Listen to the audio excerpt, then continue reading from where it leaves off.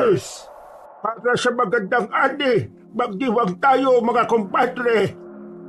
Boss, mukhang swerte talaga ang buwan na to para sa inyo Marami tayong naani. Hindi tumuloy yung masamang panahon.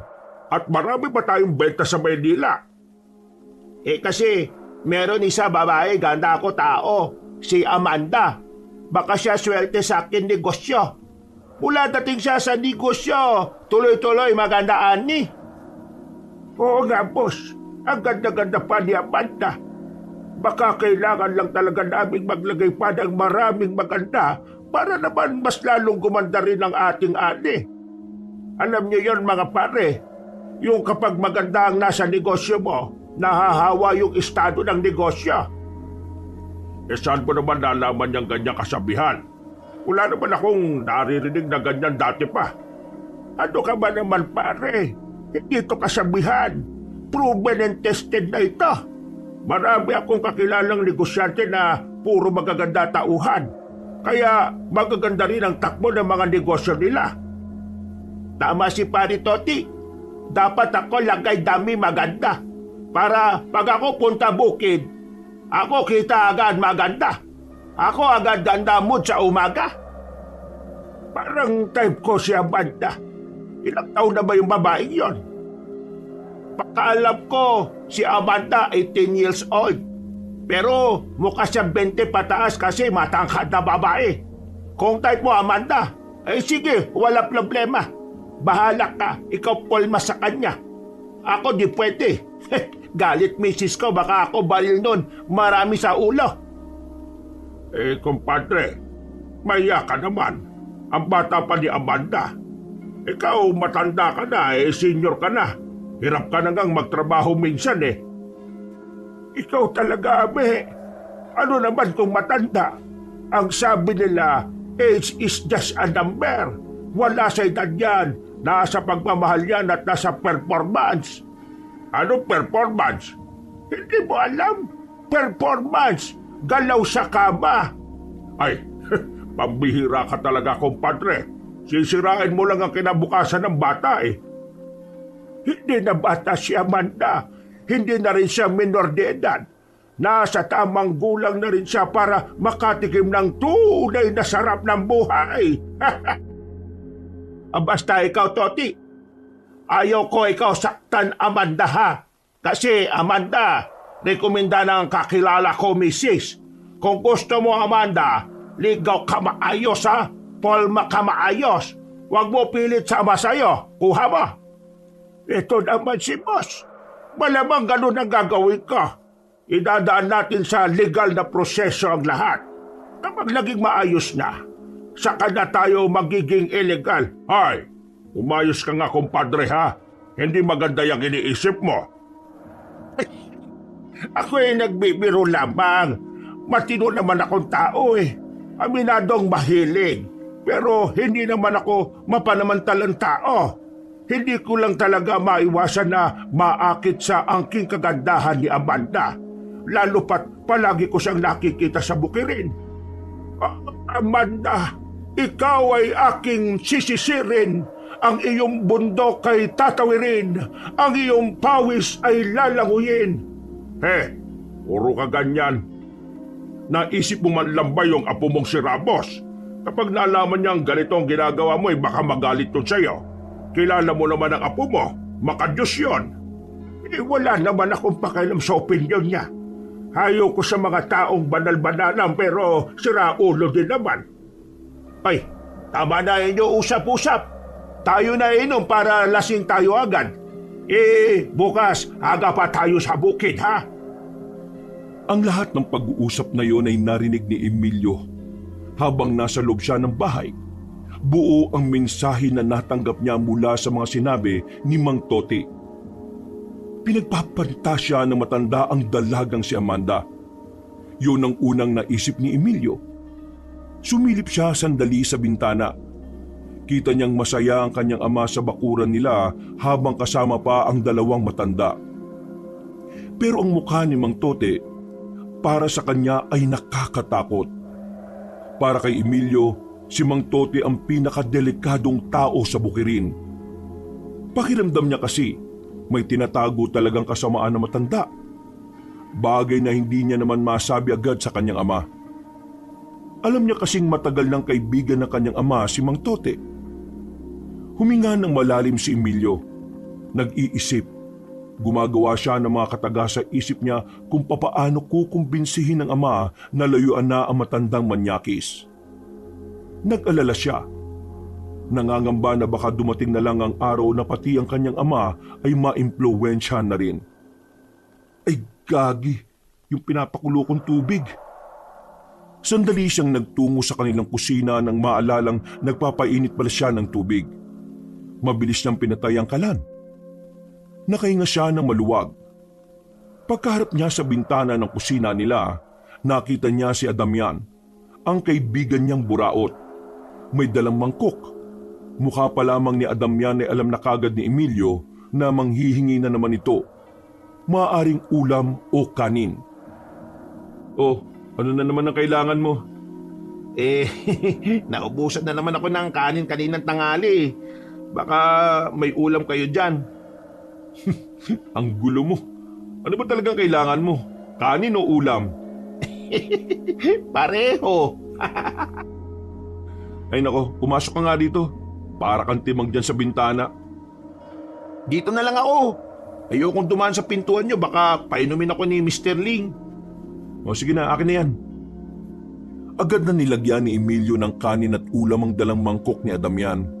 Kung hindi niya lang talaga ito kaibigan, ay matagal na niya itong kinalimutan. Hindi siya madamot pagdating kay Adamian. Alam niya kasi talagang madalas kailangan ng binata ng tulong. Masipag naman si Adamian sa bukid. Pero kahit na anong gawin nito, walang pakialam ang pamilya nito kay Adamian. Lahat ng kinikita ng binata ay napupunta lamang sa mga kapatid at magulang niya. Pambira yung pamilya mo, pre, ah. Hindi na nakakatuwa. Nakakapagbigay ka naman sa bahay ninyo pero ikaw pa ang hindi natitirhan na makakain. Pasensya na. Last ko na talagang hingi ito. Ibuhos ko kaya tong bagong kulong tubig sa mukha mo. Hindi naman yun yung pinupunto ko eh. Wala akong problema kahit kainin mo pa lahat ng pagkain dito ngayon. Dalawa lang naman kami ni tatay eh. Laging sobra yung pagkain namin. Ang sinasabi ko lang naman, matuto ko naman pahalagan yung sarili mo. Ang sipag-sipag mo sa trabaho tapos ganyan ang trato nila sa'yo. Simpleng kanin at ulam eh, hindi ka matirhan? Anong tingin nila sa'yo, kalabaw? Yung kalabaw nga nagugutom eh. Ikaw pa kaya na mukhang kalabaw lang? Ay, grabe sa mukhang kalabaw ah. Pre, bilang kaibigan mo, ayaw kong ginaganyan ka ng pamilya mo. Mahalin mo sarili mo. Unahin mo ang sarili mo. Hindi masama minsan maging makasarili, lalo na kung naibigay mo naman lahat ng makakaya mo para sa kanila. Mag-isip-isip ka nga. Kung ganyan ka pa rin sa mga susunod na taon, hindi na ako magtataka kung itatakwil ka nila kapag ikaw naman ang nawalan. Hindi nakapagsalita ang lalaking si Adamian. Tahimik lang itong ngumunguya at bakasang lungkot sa kanyang mukha. Si Emilio naman, nakakaramdam pa rin ng awa para sa kaibigan. Sobrang bait kasi talaga ni Adamian. Si Adamian ang tipo ng tao na kahit suntukin mo ng ilang beses sa mukha, ito pa ang unang hihingi ng pasensya ng may ngiti. Pasensya na, nakakainis kasi. Kung sila wala silang pakialam sa'yo, ibayin mo ko. Parang kapatid na rin kasi kita eh. Kaya ayaw ko nang ginaganyan ka. Maraming salamat pre ah. Buti ka pa nga, naiisip mo yung mga ganyan eh. Pero, wag ka mag-alala. Kapag nakaipon ako, bubukod na rin ako. Uy, hindi kita sinusulsulan ha. Sinasabi ko lang sa'yo kung ano yung tama para magising ka. At gawin mo yan para sa sarili mo.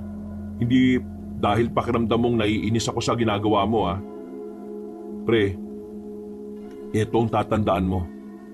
Kahit na ano ang estado natin sa buhay, karapatan nating irespeto ng ibang tao. At ang respeto na yon ay dapat magsimula sa pamilya mo. Tumangutango na lamang ang binatang si Adamian. Napagtanto nito na tama din naman ang sinasabi ni Emilio.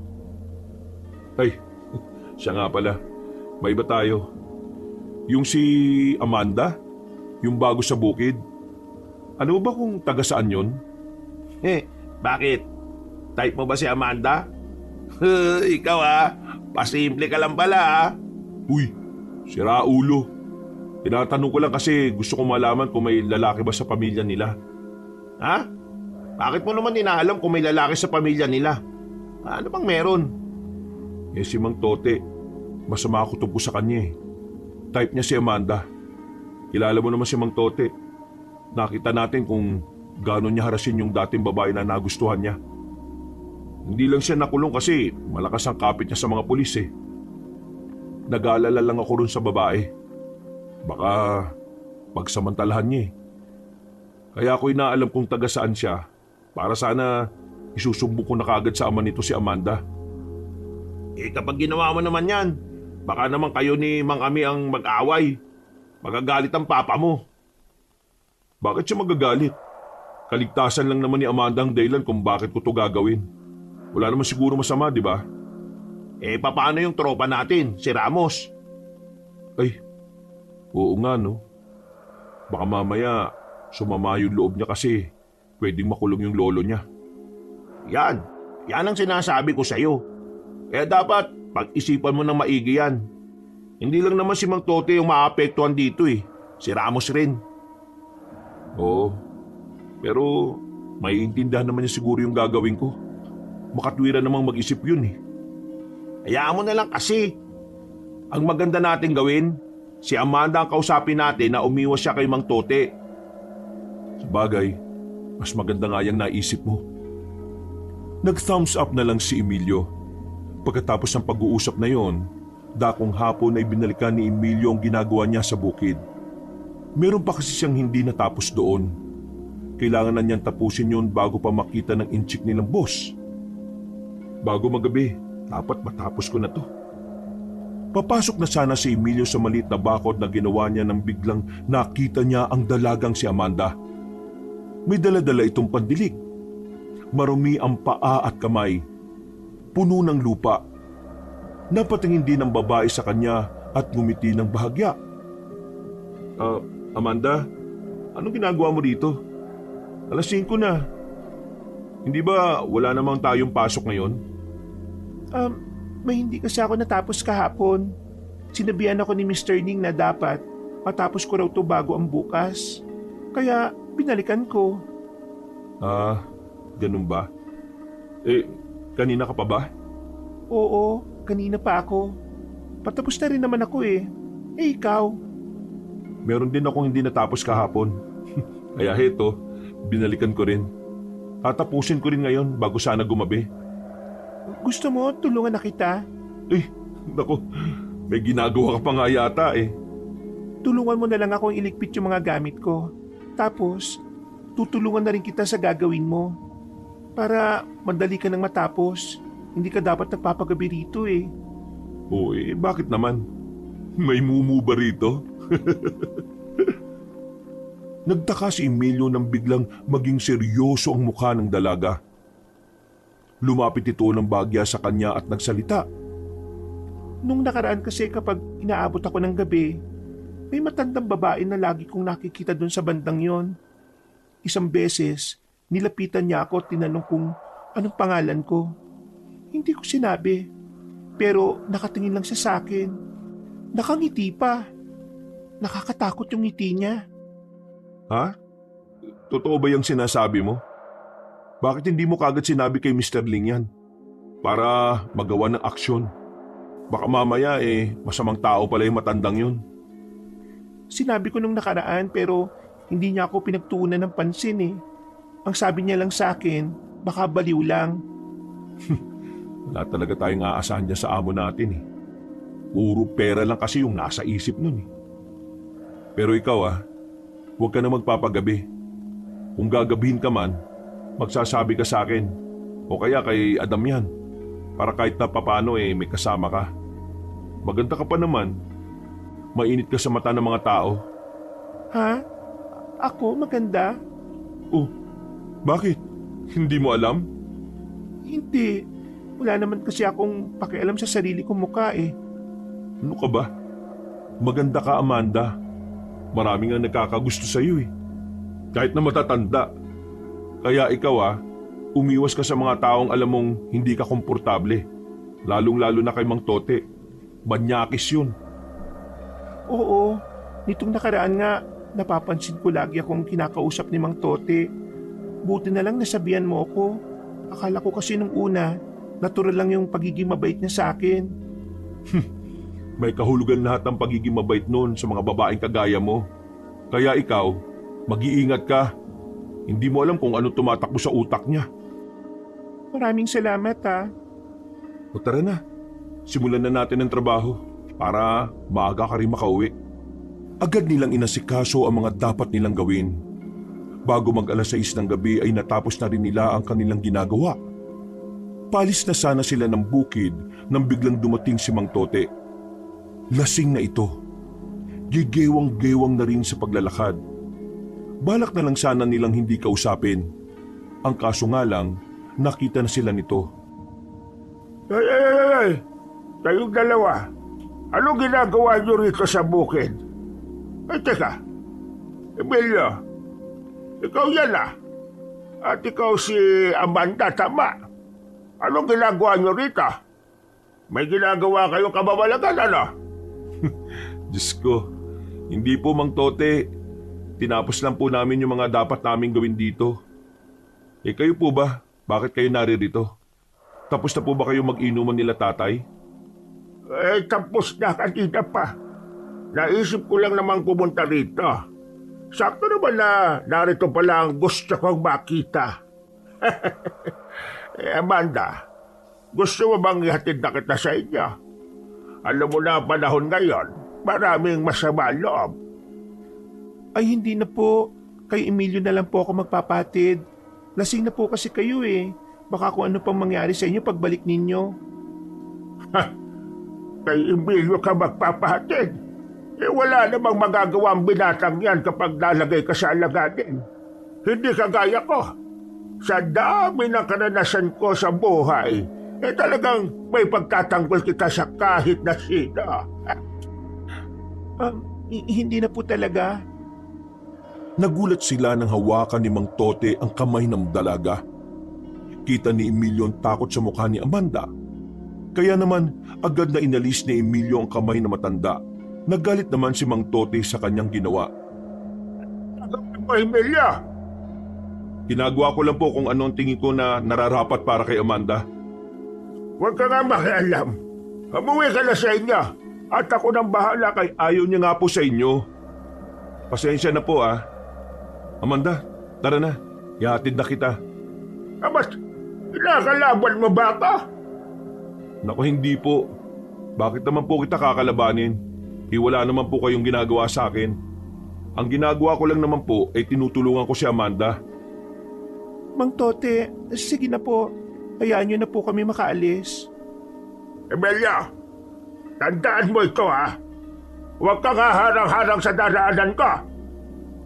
Haharang po ako palagi sa daraanan nyo kapag alam kong mali ang ginagawa ninyo. At alam kong ganoon din naman ang gagawin ni Ramos kapag nalaman niya ang mga ginagawa nyo Hinawakan na ni Emilio ang kamay ng babae. Hindi na nila inintindi pa ang matandang lalaki. Galit na galit si Mang Tote nang iwan nila yon. Pinagsisisipa pa na matanda ang bakod. Nakahinga naman silang dalawa na maluwag.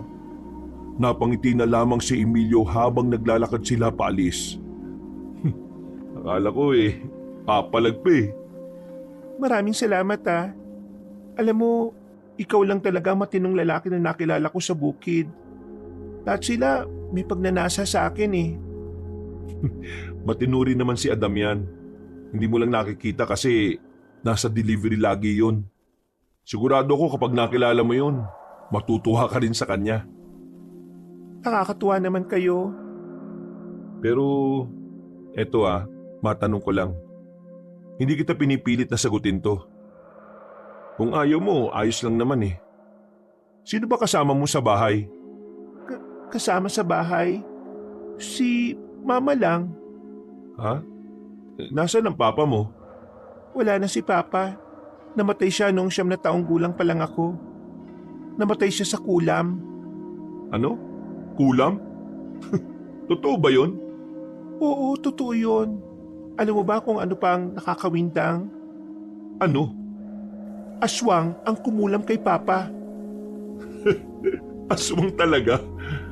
Kayang mangulam ang aswang? Yun ang sabi sa amin ng albularyo eh. Kinulam si Papa dahil sa inggit. Tapos, nalaman na lang ng albularyo na aswang pala yung matandang lalaki na kumulam kay Papa. Eh grabe. Totoo pala talaga yung mga ganyan ano? Oo naman. Siguro akala lang ng iba'y hindi totoo. Kasi nabubuhay na tayo sa mga kwento-kwento lang eh. Pero ang totoo talaga, naghihintay lang sila ng tamang pagkakataon kung kailan sila lalabas. Eh kung totoo nga sila, sana naman walang ganun dito sa atin. O kung magkaroon man eh, unahin nila yung mga kagaya ni Mang Tote para mabawasan naman yung mga masasamang tao dito sa mundo. Uy, huwag kang ganyan. Ang turo sa akin ni Papa dati, kahit na may ginawa sa iyong masama ang isang tao, hindi mo pa rin dapat pinagdarasal ang kapahamakan niya. Eh di, sinasabi pala ng papa mo na maging mabait tayo sa mga kaaway natin? Parang, gano'n na nga. Di ako sang-ayon sa ganyan, no? Ang pananaw ko, kapag may nang-aaway o nangahamak sa'yo, may kailangan mong palagan. Kasi ang masasamang tao, mas lalong nagiging masama yan kapag alam nilang walang makakapantay o walang papalag sa kanila. Hindi uso sa akin yung kasabihan na iintindi na lang. Walang ganun. Saasapakin ko sa mukha kapag makulit sila. Kung sa bagay, magkaiba rin naman ang mga pananaw ng bawat tao. Oh, sino yun? Napatingin sila sa gilid ng makitang isang matandang babae. Naramdaman na lamang ni Emilio ang paghawak sa kanya ni Amanda. Parang natatakot ang dalaga sa matandang babae na yon. Marahang naglakad ang matanda at tumarap sa kanila. Kahit si Emilio ay nakakaramdam din ng kaba. Saan ang punta niyong dalawa? Gusto niyo bang ituro ko sa inyo ang tamang daan? Hindi naman po kami naliligaw. Alam po namin ang daraanan namin. Ikaw, iha, dadanas ka ng kamalasan sa kamay ng mga taong naghahangad ng iyong kainosentihan. Mararanasan mo ang pangit na parte ng buhay mo na siyang magdadala sa iyo sa madilim na landas. Ano pong sinasabi niyo? Huwag po kayong ganyan ha. Hindi po magandang nagbibiro kayo ng ganyan, Lola. Kapag yumakap na ang dilim, narito lang ako, iha. Tutulungan kitang makabangon. Halika na nga. Huwag mo nang pansinin yan, Amanda. Hinila na ni Emilio ang dalaga paalis doon. Pero ang matandang babae ay nakatingin pa rin sa kanila hanggang sa makalayo na sila. Sa hindi maipaliwanag na dahilan, naramdaman ng dalaga ang matinding kilabot sa sinabi na matanda. Huwag mong intindihin yung matandang yun. Baka may saltik lang. Siya kasi yung matanda na lagi ko nakikita sa bukid eh. Ha? Sigurado ka ba? Tumango lang ang dalaga. Dahil dito ay nakaramdam din ng kilabot si Emilio. Hindi niya alam kung papaano niya pahuhupain ang kaba ni Amanda. Mabuti na lang ay mabilis ang kanilang lakad kaya nakarating na rin sila sa bahay ng dalaga. Ito na pala bahay niyo? Oh, mama mo ba yon? Oo, mama ko yun. Kamukha niya yung magaling na singer na pinapakinggan din ng tatay ko tuwing linggo. Siguro magaling din kumanta mama mo. Emilio, hindi nakakapagsalita si mama. Ay, sorry hindi ko alam. Pinanganak siyang hindi nakakapagsalita, pero kahit na ganon, napalaki niya ako na maayos at matino. Marami siyang kayang gawin. Masarap siyang magluto at magaling ding manahi. Halika, ipapakilala kita kay mama. Sige. Nilapitan nila ang ina ni Amanda. Sumenyas ang dalaga habang nagsasalita. Mama, narito na po ako. Ito po si Emilio. Kasamaan ko po sa trabaho. Siya po nagatid sa akin dito. Sumenyas-senyas din ang babae. Nakangiti ito habang nakatingin kay Emilio. Anong sabi niya? Ang sabi niya, ang gwapo mo raw. Akala niya boyfriend kita. Ay, hindi niya po ako kasintahan. Nagmagandang loob lang po ako na hinatid siya dito dahil gabi na rin. Alam naman natin na delikado maglakad ng gaya niya sa daan lalo na kung mag-isa. Ang sabi ni Mama, maraming salamat daw. Napakabuti mo raw. Sa susunod daw na pupunta ka dito, ipag-aanda ka na rin niya ng pagkain. Hindi raw kasi niya alam na darating ka eh. Nako, ayos lang naman po.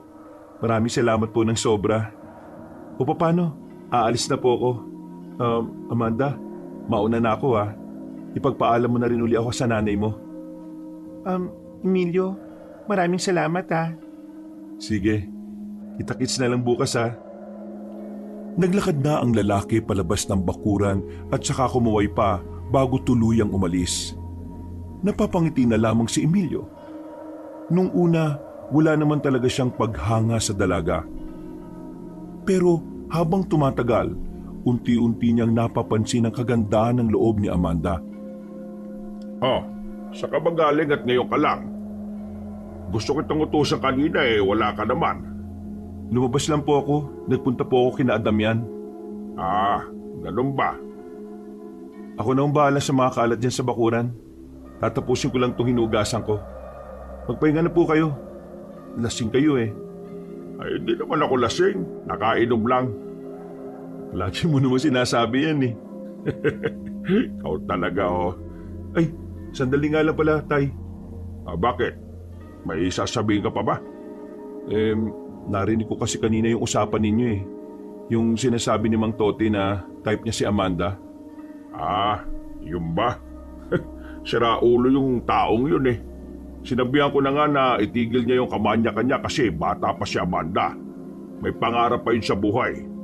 Kaso, makulit talaga tong si Tote eh. Ayaw magpaawat. Kahit si boss din hindi niya pinakikinggan. Tay, pagsabihan niyo siya palagi Hindi komportable si Amanda sa galaw niya sa tuwing nasa bukid tayo. Ay, huwag ka mag-alala anak. Kakausapin ko naman palagi yung si Tote. Pero teka, ikaw ba may gusto ka kay Amanda? Wala Bakit parang concern na concern ka sa kanya? Siyempre, naaawa lang ako. Kilala niyo naman kasi si Mang Tote.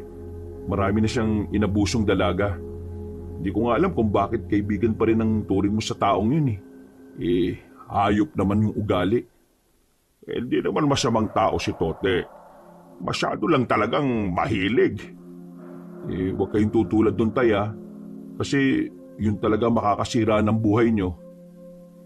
Hindi na nagsalita pa si Mang Ami. Agad na rin naman itong pumasok sa loob ng bahay at nahiga sa katre. Ipinagpatuloy na lamang ni Emilio ang kanyang ginagawa. Kinabukasan, mabilis na lumipas sa mga oras.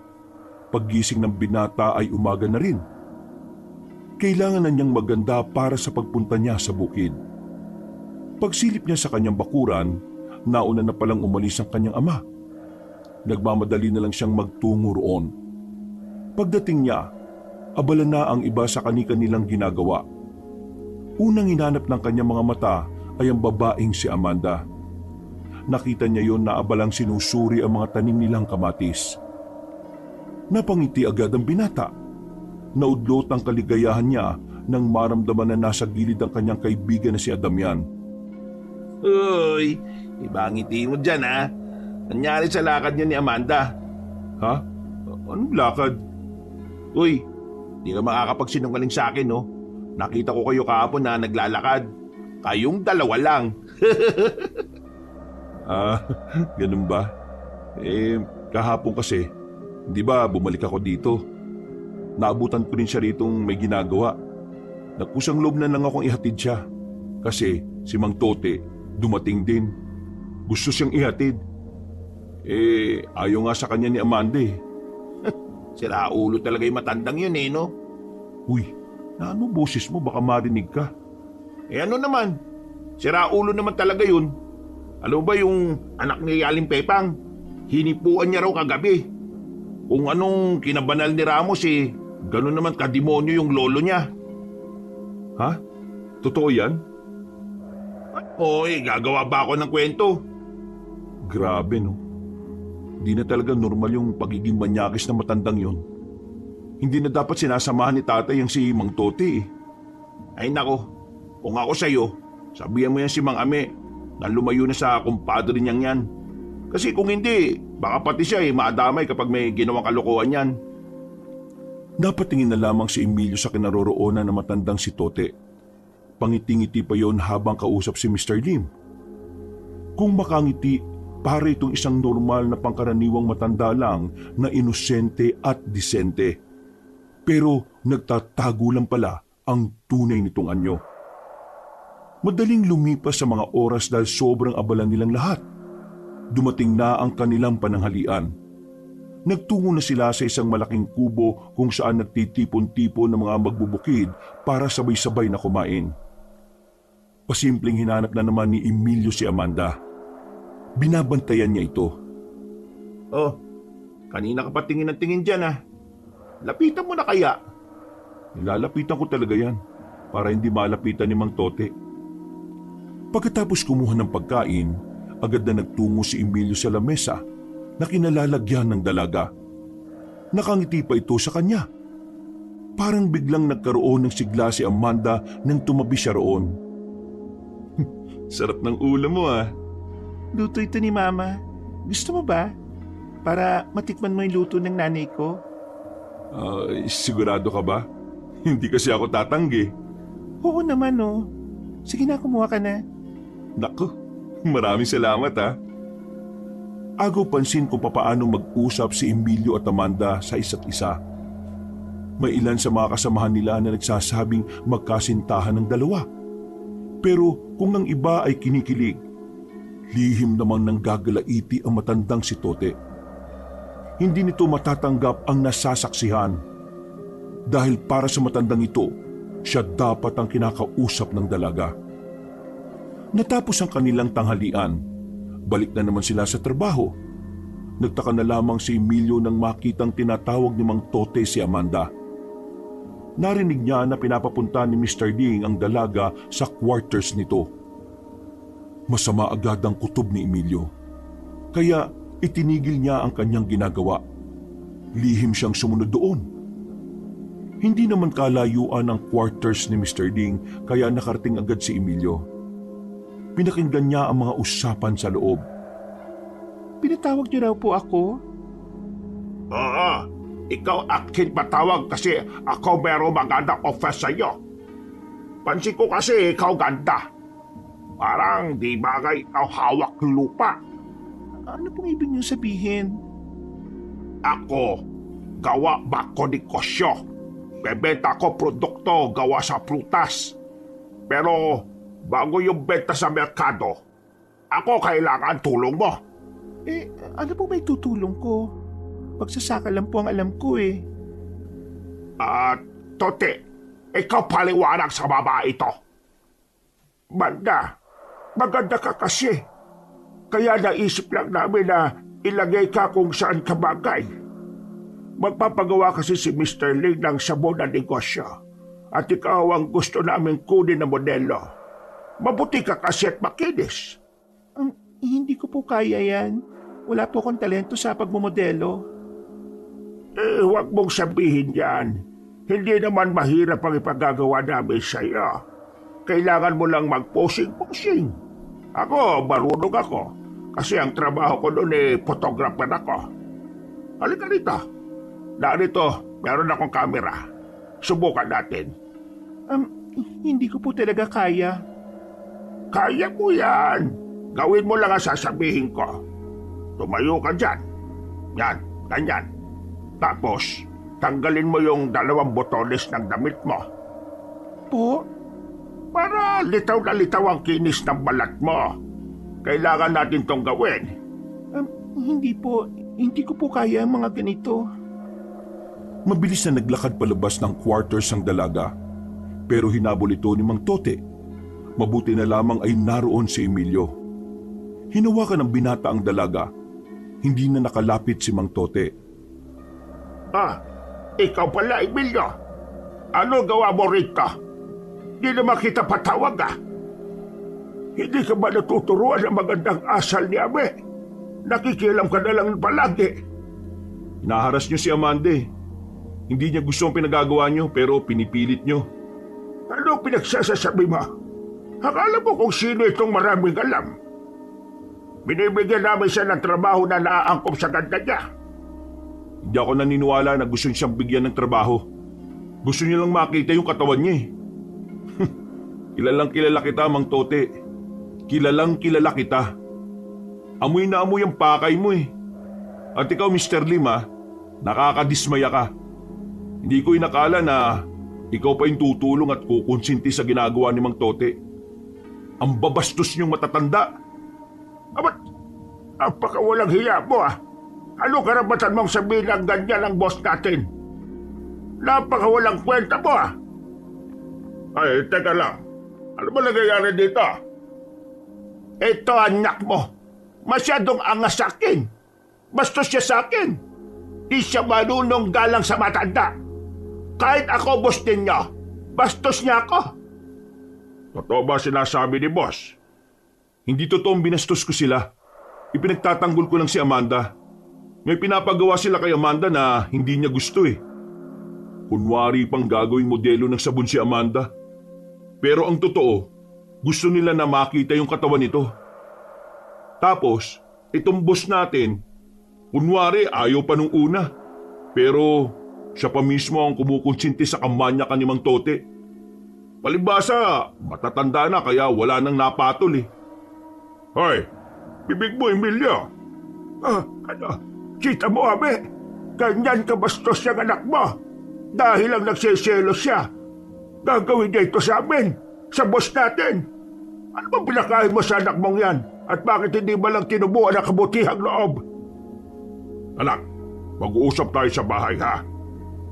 Amanda, umuwi ka na muna sa inyo. Babastusin ka lang na matatanda rito eh. Hindi na pinansin ni Emilio ang tatlong matanda at dali-dali na lamang silang umalis. Nang makalayo na sila sa bukid ay saka lamang sila nakahinga na maluwag. Pasensya ka na't nadadamay ka pa. Baka mawalan ka ng trabaho dahil sa akin. Ayos lang. Matagal ko na namang gustong umalis doon eh. Ikaw lang naman ang dahilan kung bakit ako nandun. Ha? Ano ibig mo sabihin, Emilio? Ayaw kong binabastos ka ng mga tao. Nagagalit ako. Ayaw kong nahihirapan ka. Basta, ayaw kong tinatrato ka nila ng ganun. May gusto ka ba sa akin? Bakit? Mukha bang wala? Bakit? Anong bakit? Hindi ka naman mahirap magustuhan eh. Lahat ng kailangan ng isang lalaki sa isang babae, makikita sa'yo. Pasensya ka na pero wala pa kasi sa isip ko mga ganitong bagay eh. Mas gusto kong unahin si Mama. Hindi naman kita pinipilit na ibalik mo kung ano ang mga kaya kong ibigay. Ang mahalaga lang naman sa akin ngayon, malaman mong gusto kita. Maraming salamat at naiintindihan mo ko. Amanda, hanggat nandito ko, hindi ko hahayaan na mapahama ka. Gawin mo akong sandalan at sumbungan. Pangako, lagi lang ako nasa tabi mo. Isang matamis na ngiti ang pinakita ng dalaga. Masaya na rin naman si Emilio dahil doon. Ang iniisip na lamang niya ay ang kaligtasan ng babaeng minamahal niya. Masaya na sana ang binata dahil sa wakas ay nagkaroon na rin siya ng pagkakataong makapagtapat. Ang kaso nga lang, naghihintay na pala ang kanyang ama sa kanilang bahay. Nakita niya agad ang kanyang ama na nasa lamesa, umiinom ng lambanog mag-isa. Tumingin ito sa kanya ng seryoso. Akala niya ay makakadiretso na siya sa kwarto niya pero bigla siyang tinawag ng ama. Halika na muna rito. Mag-uusap tayong dalawa. Kung tungkol ito sa kanina, huwag niyo akong kakausapin kung ipagtatanggol niyo lang silang dalawa. Alam mo ba kung ano nangyari? Tinanggal ka sa trabaho. Nagmakaawa ako sa kanila para lang hindi ka alisin. Nagmukha akong tanga dahil sa kagagawan mo. Huwag niyo sa akin isisi yung bagay na yan. Kasi una pa lang naman, Sinabi ko na sa inyong hindi ko gusto magtrabaho sa kanila. May gusto akong pasukan nun, pero pinilit niyo ako. Aalis din naman ako dun eh. Yan ang sasabi mo sa akin matapos mong sirain ang imahe ko sa kanilang dalawa. Binastos mo ang boss natin. Maiintindihan ko kung si Toti lang eh. Pero dinamay mo pang Dahil wala siyang ginawa para pigilan ang kamanyakan ni Mang Tote. Pinayagan niya pa eh. At sila pa mismo ang umisip ng kawalanghiyaan na yun. Hindi mo alam ang totoong nangyari kasi wala ka rin naman pakikinggan kundi ang mga kumpadre mo lang eh. Hoy, kailangan pa natutong gumanyan, ha? Dahil sa babaeng yun, kaya ka nagbago. Tignan mo sarili mo. Nagagawa mo na rin ako sigawan. Dahil wala ka sa ayos. Sa halip na sabihin mo kina Mang Tote at Mr. Ling na mali yung ginawa nila, wala ka man lang sinabi. Tahimik ka. Tikom ang bibig mo dahil may trabaho akong iniingatan. Tingin mo kapag kinalaban ko sila, mabubuhay tayo. Nakakalimutan mo na yata, Emilio. Malaki ang utang natin kay Mr. Ling. Siya ang sumagot sa pampahospital ko noon. At hanggang ngayon, hindi ko pa rin yung tapos bayaran. Pero hindi ibig sabihin nun eh, na parang pinapahawakan mo na ang buhay mo sa kanya. May utang ka sa kanya, oo. Pero hindi kanya pag-aari. Kailangan mong bayaran ng utang mo sa kanya pero hindi ibig sabihin nun eh, magbubulag-bulagan ka na sa lahat ng mga nangyayaring hindi maganda. Naririnig mo pa ba yung mga sinasabi mo? Para kang walang pakialam sa tama, tay. Hindi na ikaw yan. Ikaw ang nagbago, tay, hindi ako. Namulat lang ako sa katotohanan. Habang kayo, unti-unti kayong nabubulag. Hindi ko gagawin yan. Ayoko na maraming drama. Bukas ng umaga, pumunta ka sa quarter sa tumingi ka ng paumanhin sa mga nasabi mo. Hindi ko gagawin yan. Hindi ako hihingi ng tawad dahil unang-una sa lahat, wala akong ginawang mali. Pangalawa, mga taong matitino at mabubuti lang ang karapat-dapat na igalang. Langya ka talaga. Nagkaroon ka lang ng kasintahan eh, nagbago na ugali mo. Wala kang mararating kung babaeng inuuna mo, Emilia. Mas wala akong mararating kung habang buhay akong pumapayag na gawing tuta ng ibang tao. Ano sinabi mo? Tuta? O bakit? Totoo naman tayo. Tuta ka lang ni Mr. Ling. Sinusunod mo lang lahat ng gusto niya kahit na minsan labag na sa kalooban mo. Kasi nga, tuta ka. Kahit na kailan eh, hindi pwedeng labagin ang amo niya. Manahimik ka! Kapatan mo magsalita ng ganyan sa akin. Pagkatapos kitang buhayin, ganyan ang isusukli mo sa akin? Tay, obligasyon mo na buhayin ako noon. Wala kang karapatang isumbat ng isang bagay na unang-una, ginagawa mo naman dapat. Ba't wala ka talagang utang na loob ah? Wala talaga akong utang na loob na tatanawin sa inyo. Hindi ko kailanman ituturing na utang na loob ang mga ginawa niyo sa akin. Dahil nagbubulag-bulagan kayo sa kung ano man ang tama. Wala akong ama ng duwag. Tarantado ka talaga. Oo, ano? Ipapalo niyo sa akin yung bote na yan? Eh di pinatunayan niyo lang sa akin na wala ka ng pinagkaiba sa kanila. Magkakasunod na malalalim na paghinga ang ginawa ng matandang si Ame. Nagawa nitong makapagpigil. Wala na itong nagawa kundi ang lumaklak na lamang ng maraming alak. Habang si Emilio naman ay pumasok na lamang sa kanyang silid. Tila nakaramdam siya ng pagod dahil sa intense na sagutan nila ng ama. Nakaiga na lamang siya sa kama. Kung ano-anong mga bagay ang naiisip niya. Napapailing na lamang siya. Hindi na niya namalayan na nakatulog na pala siya. Madaling araw na nang magising siya. Sobrang sama ng kanyang panaginip. Nakita niya si Amanda na umiiyak at nakita niya rin ang matandang babae na nakausap nila. Tila inaakay na matanda ang dalaga sa kadiliman. At sa parting ito na siya nagising. Walang yung panaginip yun ha. Panaginip lang naman yun eh. Walang katotohanan yun. Lumabas siya ng kanyang kwarto. Sinilip niya ang kanyang ama sa silid nito. Pero wala doon ang tatay niya. Napapaisip siya kung saan yun pumunta. 3:00 pa lang kasi. Paglabas niya ng bakuran, nakita niya ang kanyang ama nakalalabas lang ng banyo. Mahilo-hilo pa ito. Napatingin ito sa kanya.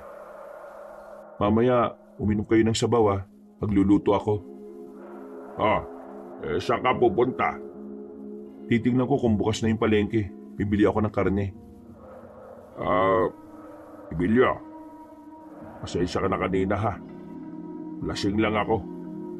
Kung ano man ang mga nasabi ko dala lang ng kalasingan yon. Ibig ba nitong sabihin, hindi ka na magbubulag-bulagan? Gagawin ko makakaya ko para maging karapat-dapat na ama para sa'yo. Napagtanto ko kasi na tayong dalawa na nga lang pala magkasama. Kung mawawala ka pa sa akin wala na akong pamilya. Mabuti naman po't naisip nyo yun. Basta tay, ang gusto ko lang naman iwasan mo yung mga taong sisira sa buhay nyo.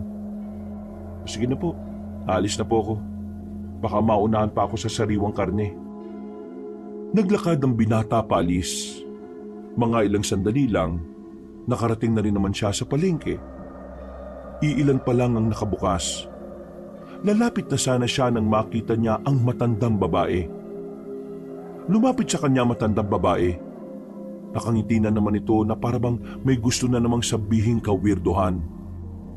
Wala na sanang balak pang kausapin si Emilio ang matanda, pero hinarang siya nito sa kanyang daraanan. Nagsisimula na ang kalbaryo, iho. Oh, ano na naman yung sinasabi niyo? Nangyari na ang madilim na kabanata ng kanyang buhay. At ang susunod na kabanata, paghihiganti. Ay nako, pambihira naman. 3:00 pa lang na madaling araw, pero may nambubisit na kagad. Pasensya na po kayo pero wala po akong oras sa mga ganitong bagay Kailangan ko na pong umalis. Kawawang nilalang.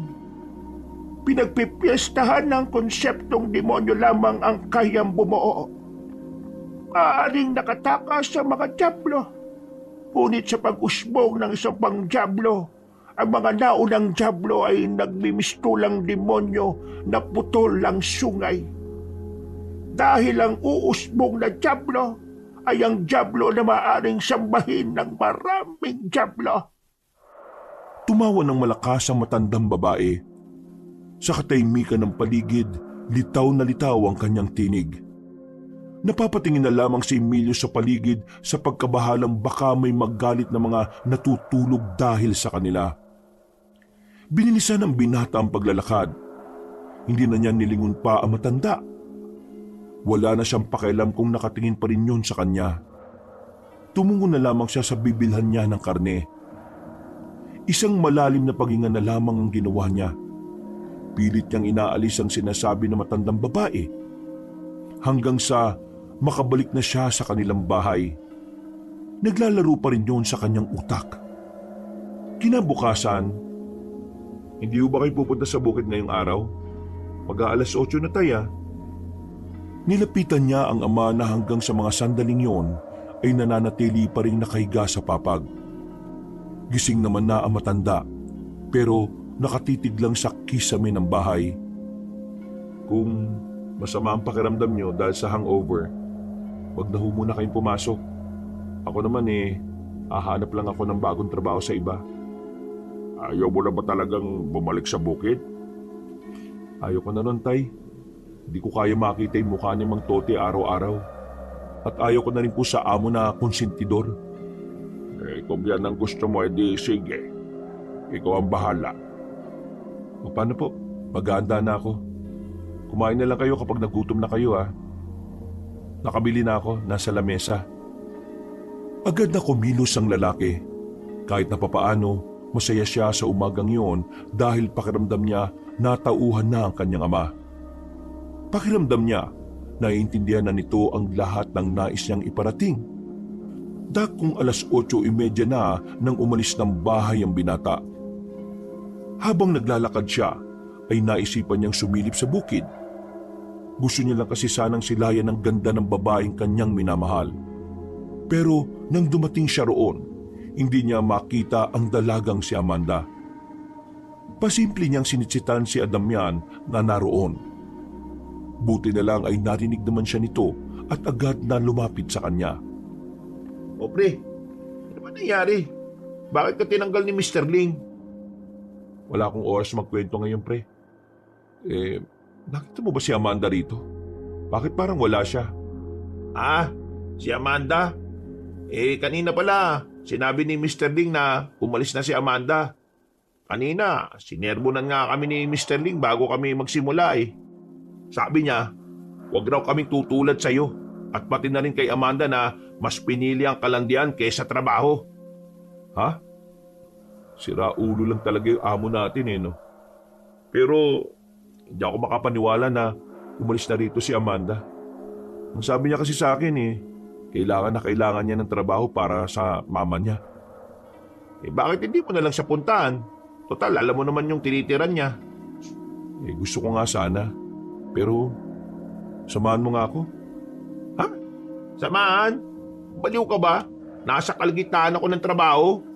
Siyempre, mamayang gabi pagkatapos mo dyan. Okay, sige. Mamayang gabi. Sasamahan kita pagkatapos namin dito.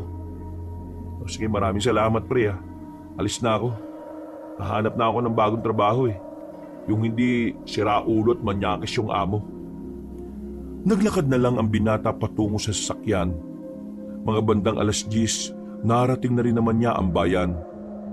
Marami siyang pinagpasahan ng kanyang mga application. Pero halos lahat ng yon, sinabing tatawagan na lamang siya. Kapag gano'n ang tugon sa kanya, medyo hindi na niya inaasahan yon. Palusot na lang kasi yun ng mga kumpanya na ayaw tumanggap ng mga aplikante na walang tinapos na degree. Ay nako, nakakainis. 10 araw akong naglalakad-lakad dito sa bayan, wala akong tumatanggap sa akin. Mukhang wrong timing yata ang pagkasibak ko sa trabaho. Inabot na siya ng 5:00 ng hapon. Nasa bayan pa rin siya. Nakaupo siya sa bangketa habang nagpapahinga. Sa hindi kalayuan, meron siyang nakita mga taong nagkukumpulan. Nakatingin ang mga yon sa ibaba ng ilog. Naintriga siya, pero dahil sa pagod, hindi na siya lumapit. Basta narinig na lamang niya na merong natagpo ang bangkay. Sumakay na lamang siya ng tricycle at nagtungo na lang sa bahay nila Adamian. Oh, ano nangyari? 6:00 na. Akala ko ba pagkatapos ng trabaho namin, aalis tayo? Di ba nga napag-usapan natin gabi? Oo na. Pero, kumusta? Ano nangyari sa paghahanap mo ng trabaho? Walang tumanggap Naiisip ko nga, baka kailangan talaga nila na may diploma. Ganyan talaga pre. Ang dami na rin kasing naghahanap ng trabaho ngayon Pero hindi gaya natin, sila may diploma. Kaya sila talaga ang inuuna. Pero tingin mo, ayos lang kaya si Amanda? Kawawa naman siya kasi, di ba sabi mo, may nanay siya na nagtitake ng gamot? Oo nga, iniisip ko nga Umalis ba talaga siya o pinaalis lang din siya kagaya ko? Si Amanda? Papaalisin? Malabo yan pre. Di ba nga si Mang Tote gustong-gusto na naroon si Amanda, pati na rin yung amo nating inchik. Basta, malalaman natin ang sagot kapag naroon na tayo kina Amanda. Ay pre, siya nga pala. Yung mama ni Amanda, hindi nakakapagsalita pero medyo nakakarinig daw ng konti. Pero konti lang. Nakakaintindi ka ba ng senyas? Oo, nakakaintindi ako. Di ba nga yung pinsan ko, yung sa side nila papa, pipi yun. Doon ako natuto. Mabuti naman at marunong ka. Para kapag humarap tayo, ikaw na lang yung translator. Natuwa na lamang ang 2 binata sa usapan nilang yon. Makalipas lang ang ilang minuto, narating na rin nila ang lugar nila Amanda. Natanaw agad nila ang bahay ng dalaga dahil nasa bungad lamang yon. Lumapit sila roon. Nakita nila ang matandang babae na nasa bakuran. Abalang-abala sa pagluluto. Lumapit ito agad sa kanila at sumenyas. Anong sabi pre? Tinatanong niya tayo kung pumasok daw sa bukid si Amanda. Si Amanda raw kasi pre, kagabi pa raw hindi umuwi. Ha? Paano hindi pa umuwi? Hinatid ko yun. Lumabas daw kasi si Amanda noon. pero hindi na raw bumalik. Pre, ibig sabihin, hindi totoong nag-resign si Amanda. Nawala lang talaga. Isa naman siya magpupunta. Nay, wala bang nasabi sa inyo si Amanda kung saan siya pupunta? Wala raw, pre. Basta nung lumabas daw siya, nakapambay lang din. Sa puntong ito, tila biglang dumaloy ang kaba sa kalooban ni Emilio. Hindi niya alam kung ano ang kanyang iisipin. Nababahala siya. Para bang may kung anong bagay ang tila nagpapagulo ng kanyang buong sistema. Maya-maya, "Pre, masama ang kutob ko." O bakit? Ano bang naisip mo? Ayaw kong isipin, pero paano kung may nangyaring hindi maganda sa kanya? Uy, wala nga magsalita ng ganyan, pre. Di maganda yan, ha? Isipin mo lang na baka may pinuntahan lang siya. O baka nahihiyang magsabi sa nanay niya na wala na siyang trabaho. Pagdasal na lang natin na sana nasa maayos na kalagayan na rin siya. Natigil ang kanilang usapan na makasalubong nila sa daan ang maglolo na si Ramos at Mang Tote. At sa hindi mapaliwanag na dahilan, tila may naramdaman na kakaiba si Emilio na magtama ang tingin nila na matandang lalaki. Oh, Adam yan, Emilio. Mabutit nakita ko kayong dalawa. Musta naman kayo? Ilang araw ko rin kayong hindi nakita. Eto, maayos naman ako. Ako, hindi ako maayos. Natanggal ako sa trabaho dahil sa kabastusan ng amo namin eh. At ang pinakababorito niyang trabahador, natuta ng manyak pa sa manyak. Nakita ni Emilio na tila nagbago ang ekspresyon sa mukha ni Mang Tote. Bumakas agad ang galit sa mukha nito. Pero walang pakialam si Emilio. Tinutukoy mo ba si Mr. Ling? At sino yung paborito niyang trabador? Umalis na tayo at baka hinihintay na tayo ni Mr. Ling sa bahay niya. Tara na. Sandali lang, Lolo. Kailangan ko lang silang maimbita saglit.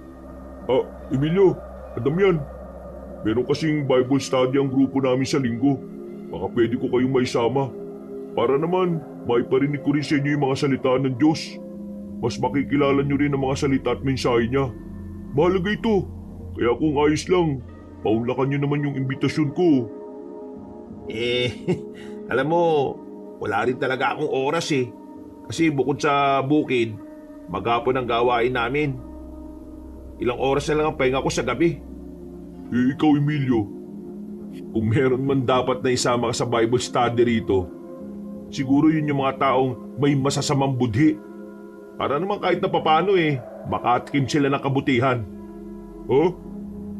ha? Pasensya na, Ramos, ha.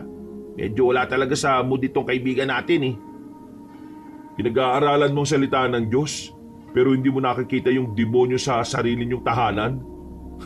Anong klase ka, Ramos? Hindi kita maintindihan, Emilio. Sinabi na kasi umalis na tayo.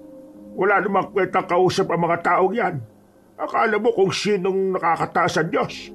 Iniimbita lang naman ng dami pang sinasabi. Hinila na ni Mang Toti ang binatang si Ramos. Tinapunan naman ni Emilio ng masamang tingin na matanda nang muli yung lumingon sa kanila. Dapat pala sinabi na natin, no? Total, mukha namang tanga si Ramos eh. Dapat hindi na natin inisip ang mararamdaman niya. Imposible kasing hindi niya alam ugali ng lolo niya eh. Kapag nalaman ko lang talaga na may kinalaman si Mang Toti sa pag-alis ni Amanda, hindi ko siya kailanman mapapatawad. Huminga na lamang ng malalim ang binatang si Emilio. Pero maya-maya lang din, umuwi na lang muna siya sa kanilang bahay. Pagdating niya, nakapagluto na ng hapunan ng kanyang ama. Masigla ang tatay niya. Hindi niya alam kung bakit, pero kahit papaano ay gusto na rin niya yon. Alam niya kasing maaaring bumabawi lang ang matandang lalaki sa kanya. Mabuti naman at narito ka na. Tara, dito na tayo sa bakuran kumain. Tay, alam niyo po ba na wala na si Amanda sa bukid? Ha? Paano wala? Ang sabi ni Adam yan kusang umalis ng trabaho. Hindi ko alam yan. Hindi ako pumasok ngayon, di ba? Masama kasi yung pakiramdam ko. Kumusta nga pala yung paghahanap mo ng trabaho? Walang tumanggap sa akin eh. Pero hindi pa rin ako babalik sa bukid. Ayaw ko nang makasama si Mang Tote at ayaw ko na rin maging amo yung inchik na yun. Wala naman na ako magagawa kung yan ang desisyon mo. Tay, hindi pa nakakauwi si Amanda sa kanila, sabi ng nanay niya eh. Ha? Bakit naman? Yun nga ang hindi ko pa rin talaga alam. Emilio! Emilio! Napatigil sila nang marinig si Adamya na paparating. Natataranta ito. Pawis na pawis at makikita ang pagkabahala sa muka. Bakit ka ba parang natataranta?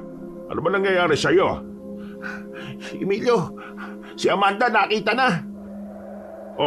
Yung pala di mabuti. Patay na! Ano? Ano sinabi mo? Sabi ng mga pulis, nakita raw yung katawan ni Amanda na walang suot kahit na ano.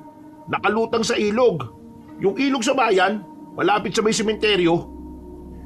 Biglang nahirapang huminga ang binatang si Emilio nang marinig ang sinabing yon ng kanyang kaibigan. Sandali itong natameme.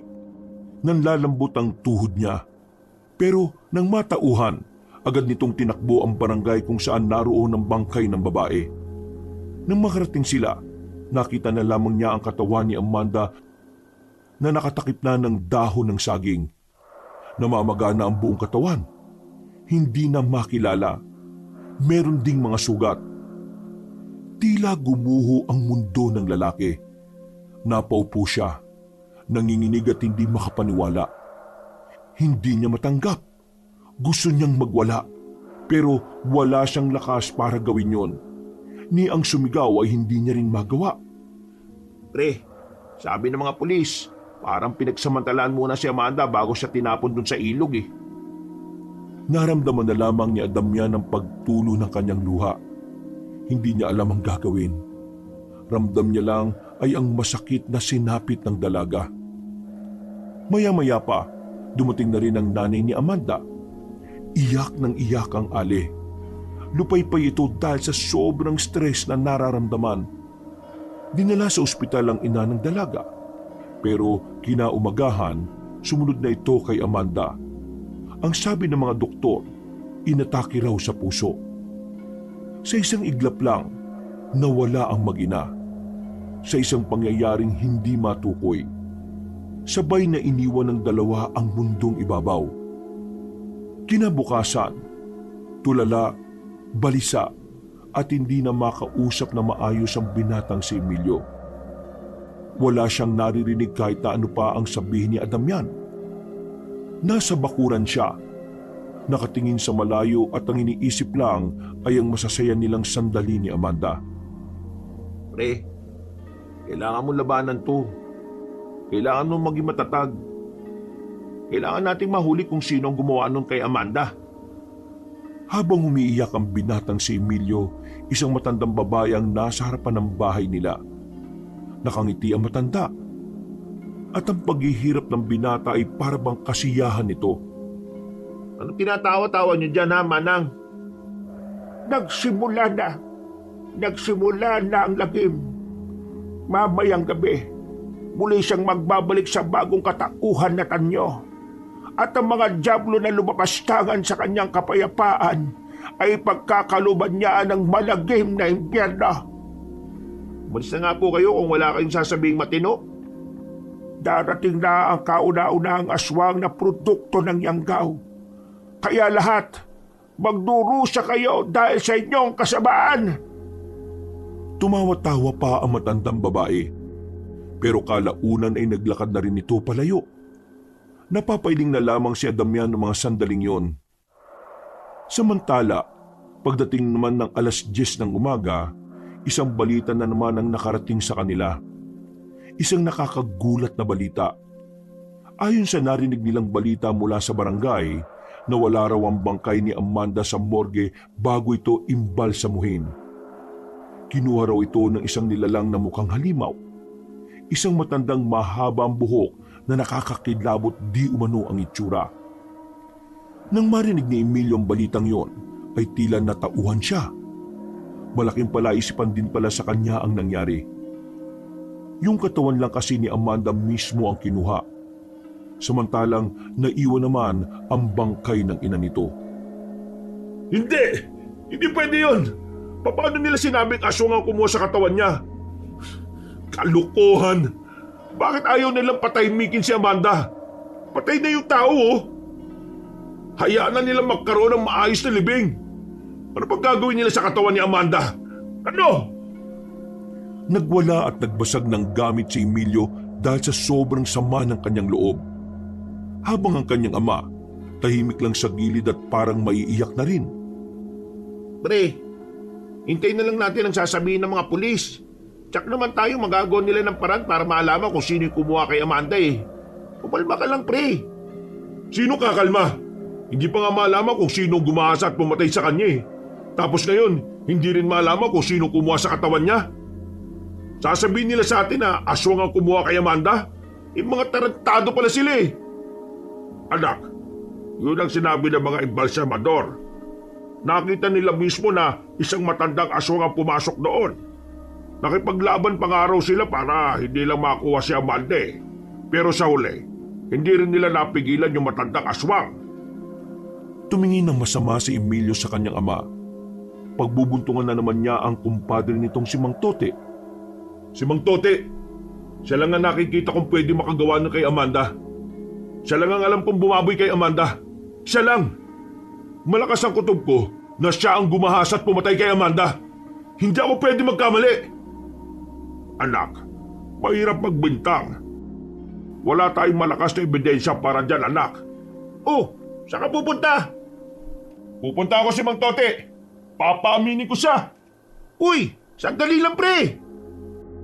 Tumakbo ang binata palabas ng kanilang bahay. Tumungo ito sa bahay na matandang si Tote. Sumakto naman na noong dumating sila roon, nagsisimula na ang Bible study na sinasagawa ni Ramos. Pero wala na siyang pakialam kahit na matakot sa kanya ang mga tao roon. Ang tanging hinanap ng kanyang mga mata, walang iba kundi si Mang Tote. Nakita niya yun sa loob ng bahay. Pinasok niya ang matanda at hinila palabas. Ano ba problema mo? Wala kang galang sa matanda. Uy, Emilio, lolo ko yan. Ano ba ginagawa mo? Alam ko na lolo mo to. Pero ikaw ba? Alam mo ba kung anong katarantaduhan ang ginagawa nito? Ito ang bumastos kay Amanda. Siya ang bumaboy kay Amanda at pumatay. Oh, anong sinasabi mo dyan? Hindi ganyan ang lolo ko. May takot siya sa Diyos, kaya hindi niya magagawa ang bagay na yan. May takot sa Diyos? Mukhang di mo kilala ng lubusan ng lolo mo ah. Huwag mo kong sinisiraan sa apo ka. Walang iya ka. Ikaw ang walang hiya. Palagi mong binabastos si Amanda sa bukid. Hindi lang siya, pati yung ibang babae doon, hinihipuan mo. Napakahayop mo. Pre, tama na yan. Hindi. Kailangan malaman ng lahat na nandito kung gaano kahayop ang matandang to. Demonyo ka! Mas masahol ka pa sa dyablo. Dapat sa'yo, masunog ka na sa impyerno kasama ng mga kumukonsinti sa kawalanghiyaan mo eh. Tumigil ka! Hindi mo ba alam na pwede kitang kasuhan sa ginagawa mo? Masyado ka mapalirang puri! Wala akong pakialam. Kasuhan mo ako kung kakasuhan mo ako. Basta hindi ako titigil. Hahanap at hahanap ako ng ebidensya. At ikaw ay papakulong ko. Ikaw! Ikaw ang nakikita kong gagawa nung kay Amanda. Tandaan mo itong Mang Tote. Walang lihim na hindi nabubunyag. Kahit tabunan mo ng kasinungalingan ng mga nangyari, sisingaw pa rin ang baho mo. Hindi na maganda sinasabi mo ha. Patawarin ka sana ng Diyos sa lahat ng... Ikaw Ramos, matanong lang kita. Sino bang Diyos ang sinasamba mo? At bakit hindi mo magawang makita kasamaan ng lolo mo? O baka naman, nagbubulag-bulagan ka lang din. Diyos ko, tuluyan ang nilala mo ng dyablo ang isip mo. Kaibigan, kailangan kitang ipagdasal. At nang sa ganun mawala ang galit at mood dyan sa dibdib. Hindi ko na kailangan ng dasal mo. Ang kailangan ko, hustisya. At ang hustisya na kailangan ko ay ibibigay sa akin ng totoong Diyos na siyang nakakaalam ng lahat na kahayupan ng lolo mo. Hindi na nakapagsalita pa ang maglolo sa matapang na sinabi ni Emilio noong mga sandaling yon. Natamimi ang dalawa, habang si Emilio naman wala man lang nararamdamang takot. Bumalik ng bahay ang binatang si Emilio. Tila nag-aapoy ang kanyang kalooban. Wala siyang ibang pinaghihinalaan kundi ang matandang yun. Tahimik lang si Emilio sa kanilang bakuran. Hawak-hawak niya ang isang bote ng alak. Hindi pa rin kasi humuhupa ang sakit na kanyang nararamdaman. Kahit naawati na siya ni Damian at ng kanyang ama, hindi siya tumigil sa pag-inom. Para sa kanya, wala nang mas isasakit pa na nawala sa kanya ang babaeng una niyang minahal.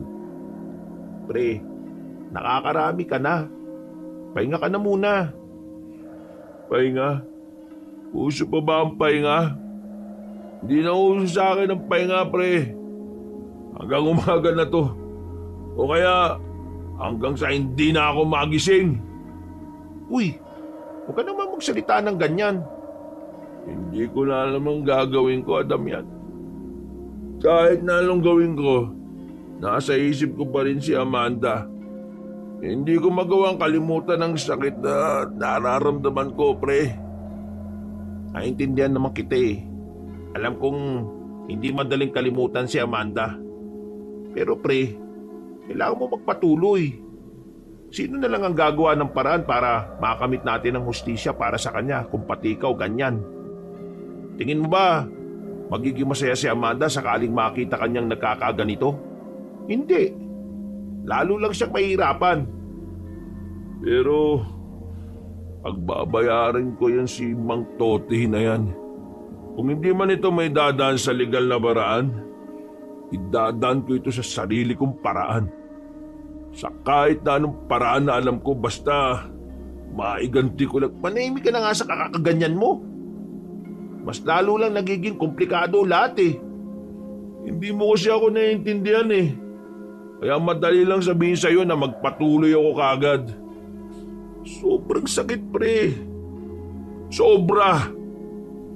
Alam mo ba kung ano yung pakiramdam na hindi pa man nagsisimula yung kwento ng pagmamahala naming dalawa eh, pero naputol na kagad yon?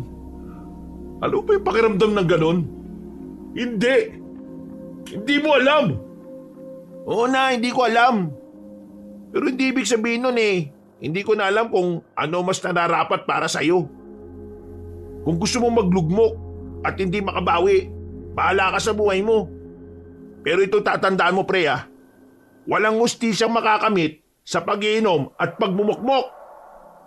Sa inis ni Damian, lumabas na lamang ito ng kanilang bakuran. Samantala, itinuloy pa rin ni Emilio ang kanyang pag-inom. Hanggang sa hindi na nga niya namalaya na nakaidlip na siya sa maliit na papag sa kanilang bakuran. Dakong 2:00 na madaling araw nang maalimpungatan ng binata. Nararamdaman niya kasing tila may humahawak sa kanyang buhok. Pero pagdilat niya, wala naman siyang nakitang tao.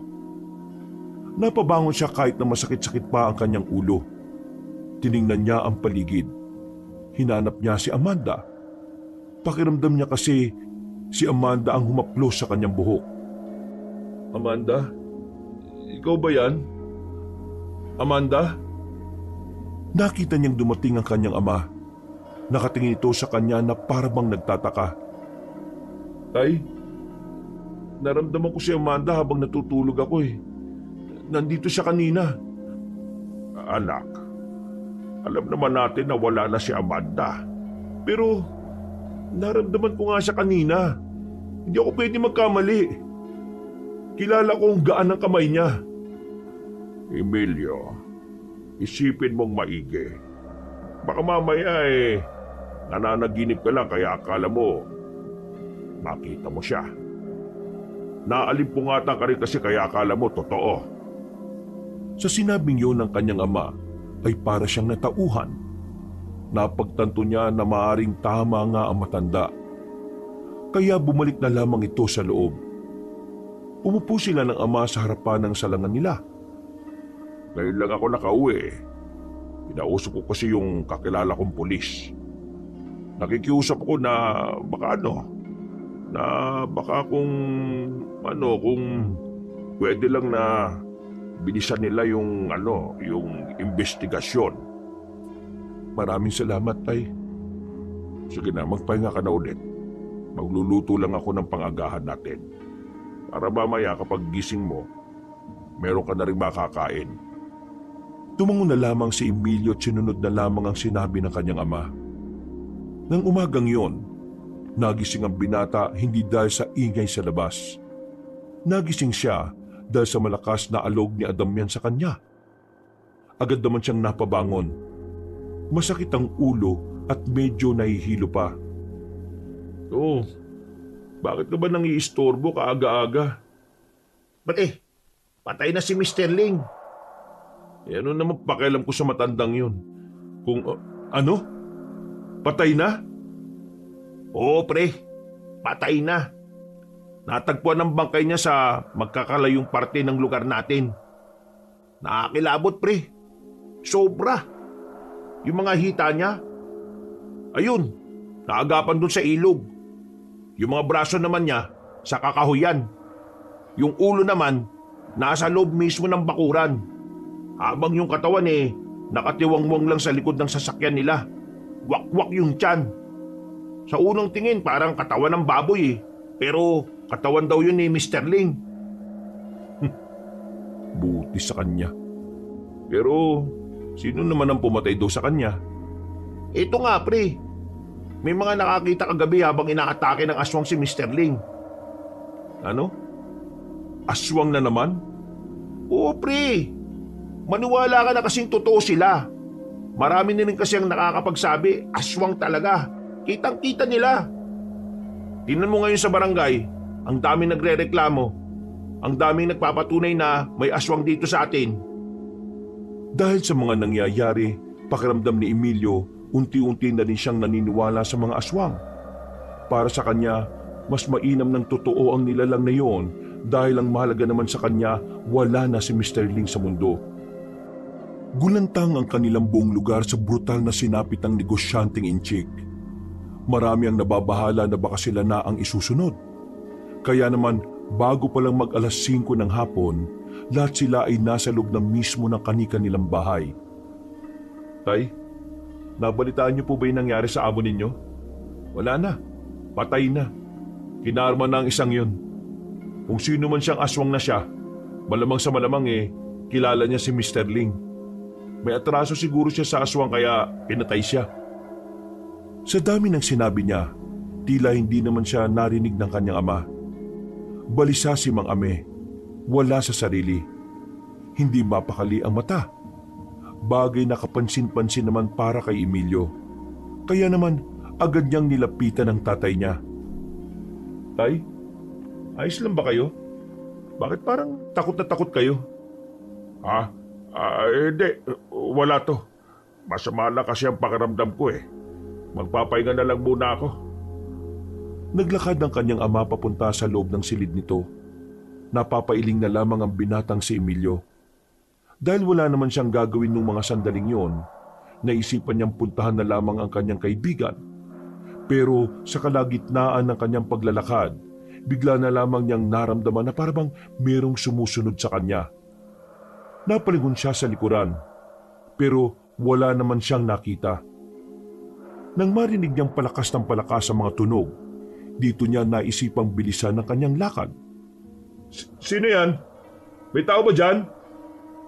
Wala siyang natanggap na tugon, pero naririnig niya pa rin ang mga kaluskos. Kumuha na siya ng bato sa gilid. Maraan siyang naglakad palapit sa makakapal na dahon ng halaman. Mga ilang sandali lang, naririnig na niyang tila umalis na kung anuman ang naroon. Kaya yung nilalang na yun. Bago pa man siya makakita ng kung ano, ay nagmamadali na rin siyang nakaalis. Nakarating siya sa bahay ng kanyang kaibigan na si Damian. Inabutan niya pa itong sinesermonan. Pasensya ka na Nakita mo pa talaga kung gaano kagulo pamilya ko. Ano na naman ba ang problema? Hindi kasi ako nakasahod ngayon Kasi nga, di ba, patay na si boss. Hindi na asikaso yung mga pasahod. Kaya ayan, galit sila. Wala kaming pera Sira ulo talaga yung pamilya mo no? Ano naman magagawa mo kung talagang wala pang pasahod? Kaya mo na. Pero anong meron at napadalo ka dito? May nangyari na naman ba? Wala naman. Gusto ko lang humingi ng paumanhin sa inasal ko kahapon. Pero napagtanto ko na tama ka nga. Kailangan ko maging maayos para makamit ko ang hustisya para kay Amanda. Mabuti naman at tatauhan ka na rin. Kala ko, kailangan pa kitang sampalin ng malakas eh. Pre, kanina bago ako makarating dito, pakiramdam ko may nasunod sa akin eh. Ha? Sino naman yun? Hindi ko nga alam eh. Naririnig ko lang na may kumakalos ko sa halamanan. Tingin ko nga, aswang yun eh. Aswang? Bakit ka naman susundan ng aswang? May kasalanan ka ba sa aswang? Kasalanan? Wala ah. Kilala mo naman ako, di ba? Hindi nga ako naniniwala dun eh. Kaya ba't ako magkakaroon ng kasalanan sa kanila? Di ngayon, naniniwala ka na. Oo, naniniwala na ako. Pinatay niya si Mr. Ling eh. May gagawin ka ba ngayon? Wala naman. Bakit? Puntahan ko lang muna si Mang Kepweng. Baka lang bukas pa. Hiram muna ako ng pera. Umalis ang dalawa. Wala silang takot kahit na may kumakalat na sa kanilang baryo na gumagala-gala na aswang. Sa kanilang paglalakad, natanaw nila ang bahay ng kaibigan nilang banal na si Ramos. Kita nila si Ramos na bigla na lamang lumabas ng bahay nila. Tumakbo palapit sa kanila habang natataranta. Tulungan niyo ako! May ano doon! Anong ano? Sa bahay namin, naroon yung ano! Babatukan na kita eh. Ano ba talaga yun? Naroon yung aswang! Gusto niyang paslangin ang lolo ko! Tulungan niyo ako! Ha? Tulungan? Bakit hindi ka magdasal? Takot ka na baka di ka pakinggan kasi ibang Diyos yata sinasamba mo eh. Pakiusap! Tulungan niyo lolo ko! Nasa loob siya! Pinipilit na buksan yung bintana! Sumama si Emilio kay Ramos. Hindi para tumulong. Gusto niya lang makita kung paano lalapain ng aswang ang matandang manyakis na yon. Paglapit nila roon, dinig na dinig niyang sumisigaw si Mang Tote. Pagtingala naman nila sa bubungan, doon na nila nakita mismo ang isang aswang. Mahaba ang buhok ng aswang na yon, kaya nakakasiguro siyang aswang yon. At sa hindi malamang dahilan, tila ba nakilala niya ang aswang. Lo, ayos lang ba kayo? Wala na po yung aswang. Umalis na po siya sa tulong ng Panginoong Diyos. Malakas po tayo sa taas eh. Hindi niya po tayo pinabayaan. Sira ulong aswang yun ah. Bakit ako ginugulo ng lintik na yon? Alam mo kung bakit? Kasi alam ng aswang na yun na masamang tao ka. Di ka ba nagtataka? Pagtapos niyang paslangin si Mr. Ling, ikaw naman ang susunod niya? Pasalamat ka lang talaga, dumating kami. Kaya kahit na papano, nagkaroon siya ng pag-aalinlangan. Kapal din naman ang mukha mo para sabihin yan, ala. Diyos ang nagligtas sa amin at hindi kayo. Alam ng totoong Diyos na hindi ka karapat dapat iligtas. Kaya walang Diyos na nagligtas sa'yo. Hindi ko alam kung anong kasalanan mo at bakit gusto kang paslangin ng aswang na yun eh. Pero isa lang ang nasisiguro ko. Malapit ka na rin mamatay. Uy, huwag ka magsalita ng ganyan. Isang malaking kasalanan para sa ating Panginoon ang pagsasabi mo na parang gusto mong mapahamak ang lolo ko. Anong parang? Gusto ko talaga. Ngumisi na lamang si Emilio at saka naglakad na rin sila ni Adamian palayo roon. Pero napapaisip si Emilio. Gumugulo sa isipan niya ang pamilyar na galaw ng babae. Ayaw man niyang isipin pero si Amanda ang unang pumapasok sa utak niya sa tuwing inaalala niya ang nangyari. Maya-maya pa.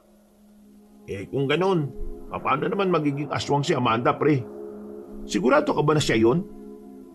Isipin mo na lang ha, nang lumitaw ang aswang dito, ang unang namatay ay si Mr. Ling.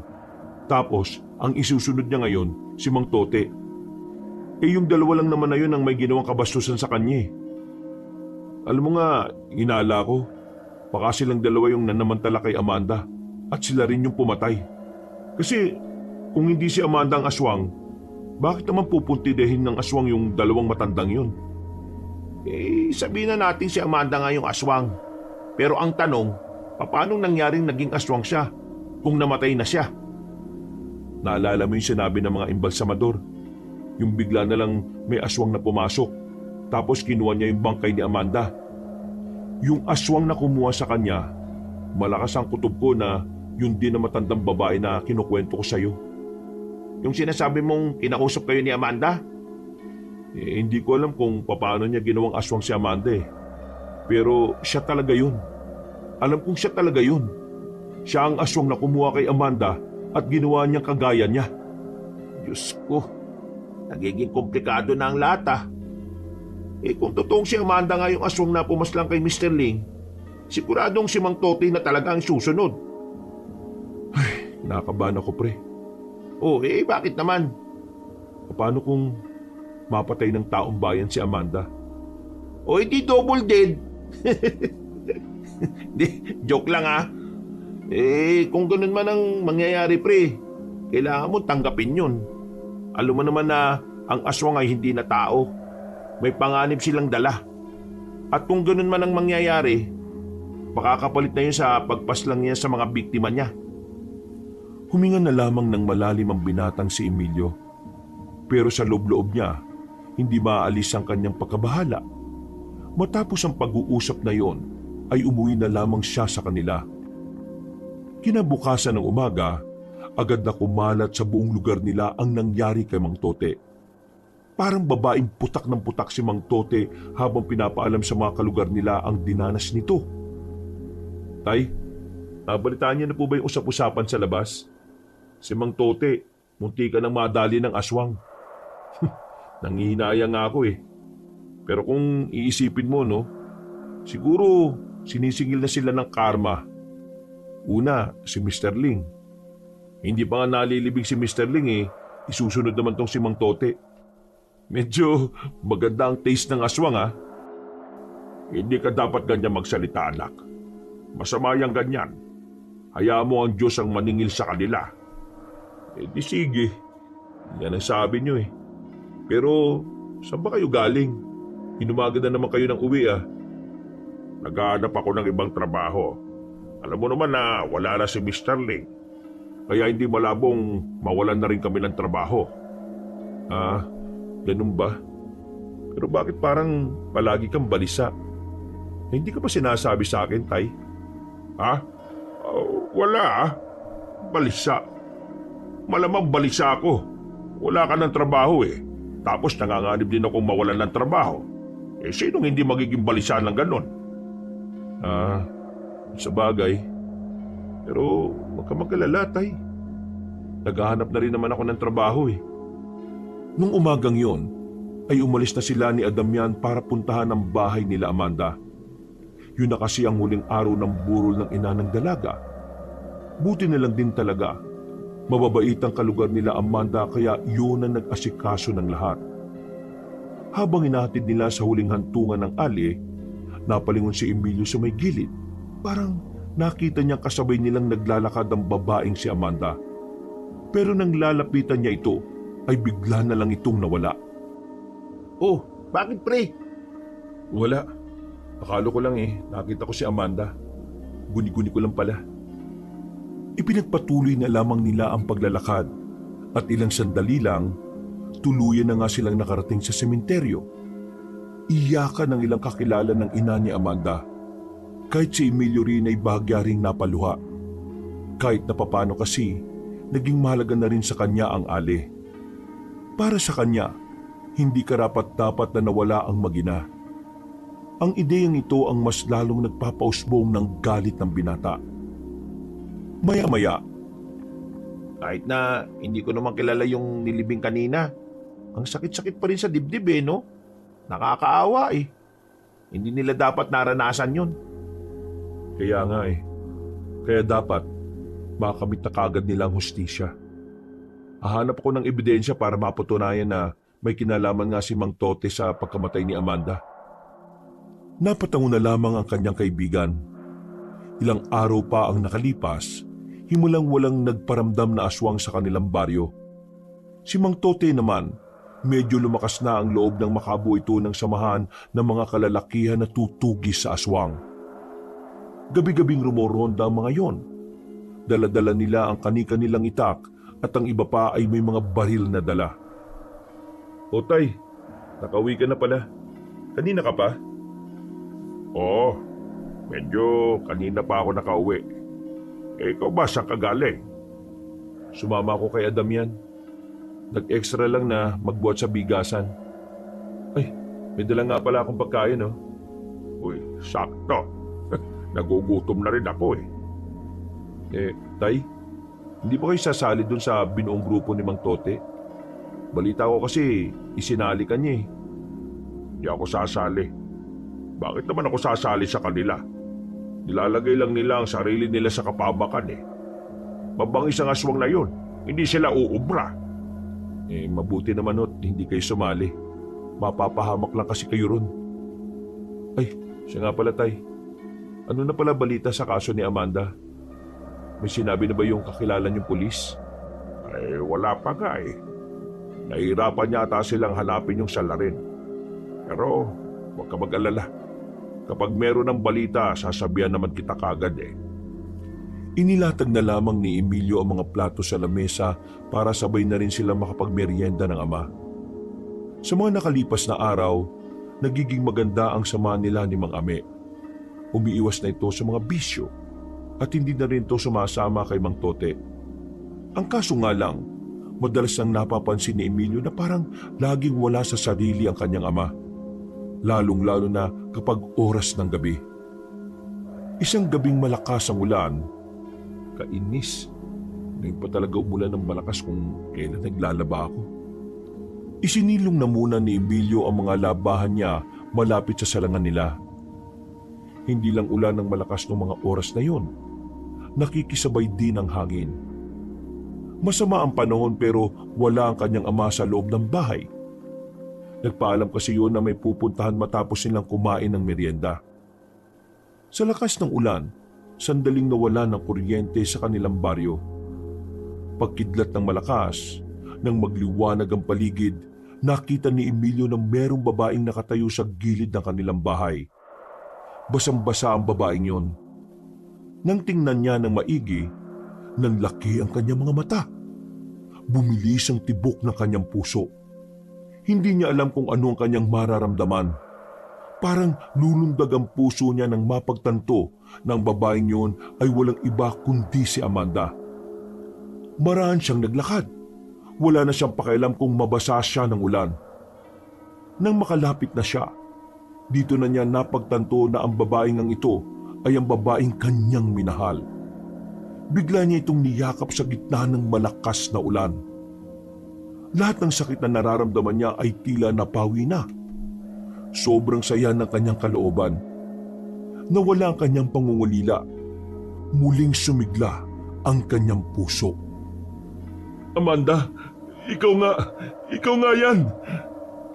Agad na hinila ni Emilio ang dalaga para makasilong sila. Pagtingin ni Emilio sa dalaga nang nasa loob na sila ng kanilang bahay, nakita niyang tila mayroong nagbago sa itsura nito. Kulay itim na ang labi nito, pati na rin ang ilalim ng mga mata. Ang balat naman nito ay putlang-putla. Amanda, ano bang nangyari sa iyo? Bakit ganyan ang labi mo? Bakit ganyan ang ilalim ng mata mo? Yung kuko mo, bakit mahahaba at matutulis? Emilio, alam mo na kung ano ko. Pero ano ba talaga nangyari? Gusto ko malaman. Pakiusap. Sabihin mo sa akin. Gulong-gulo na isip ko nung mawala ka eh. Para ako mababaliw. Totoong namatay ako. Kinawawa. Pinagsamantalahan ng mga demonyo. Sinugatan. At habang naghihingalo, itinapon ako sa ilog. Pero sino? Sino ang may gawa nito sa'yo? Sabihin mo. Ang mga hayop sa bukid. Ibig sabihin, ikaw talaga yung aswang na pumaslang kay Mr. Ling? At ikaw rin yung nagtangka sa buhay ni Mang Tote? Oo, ako nga yun.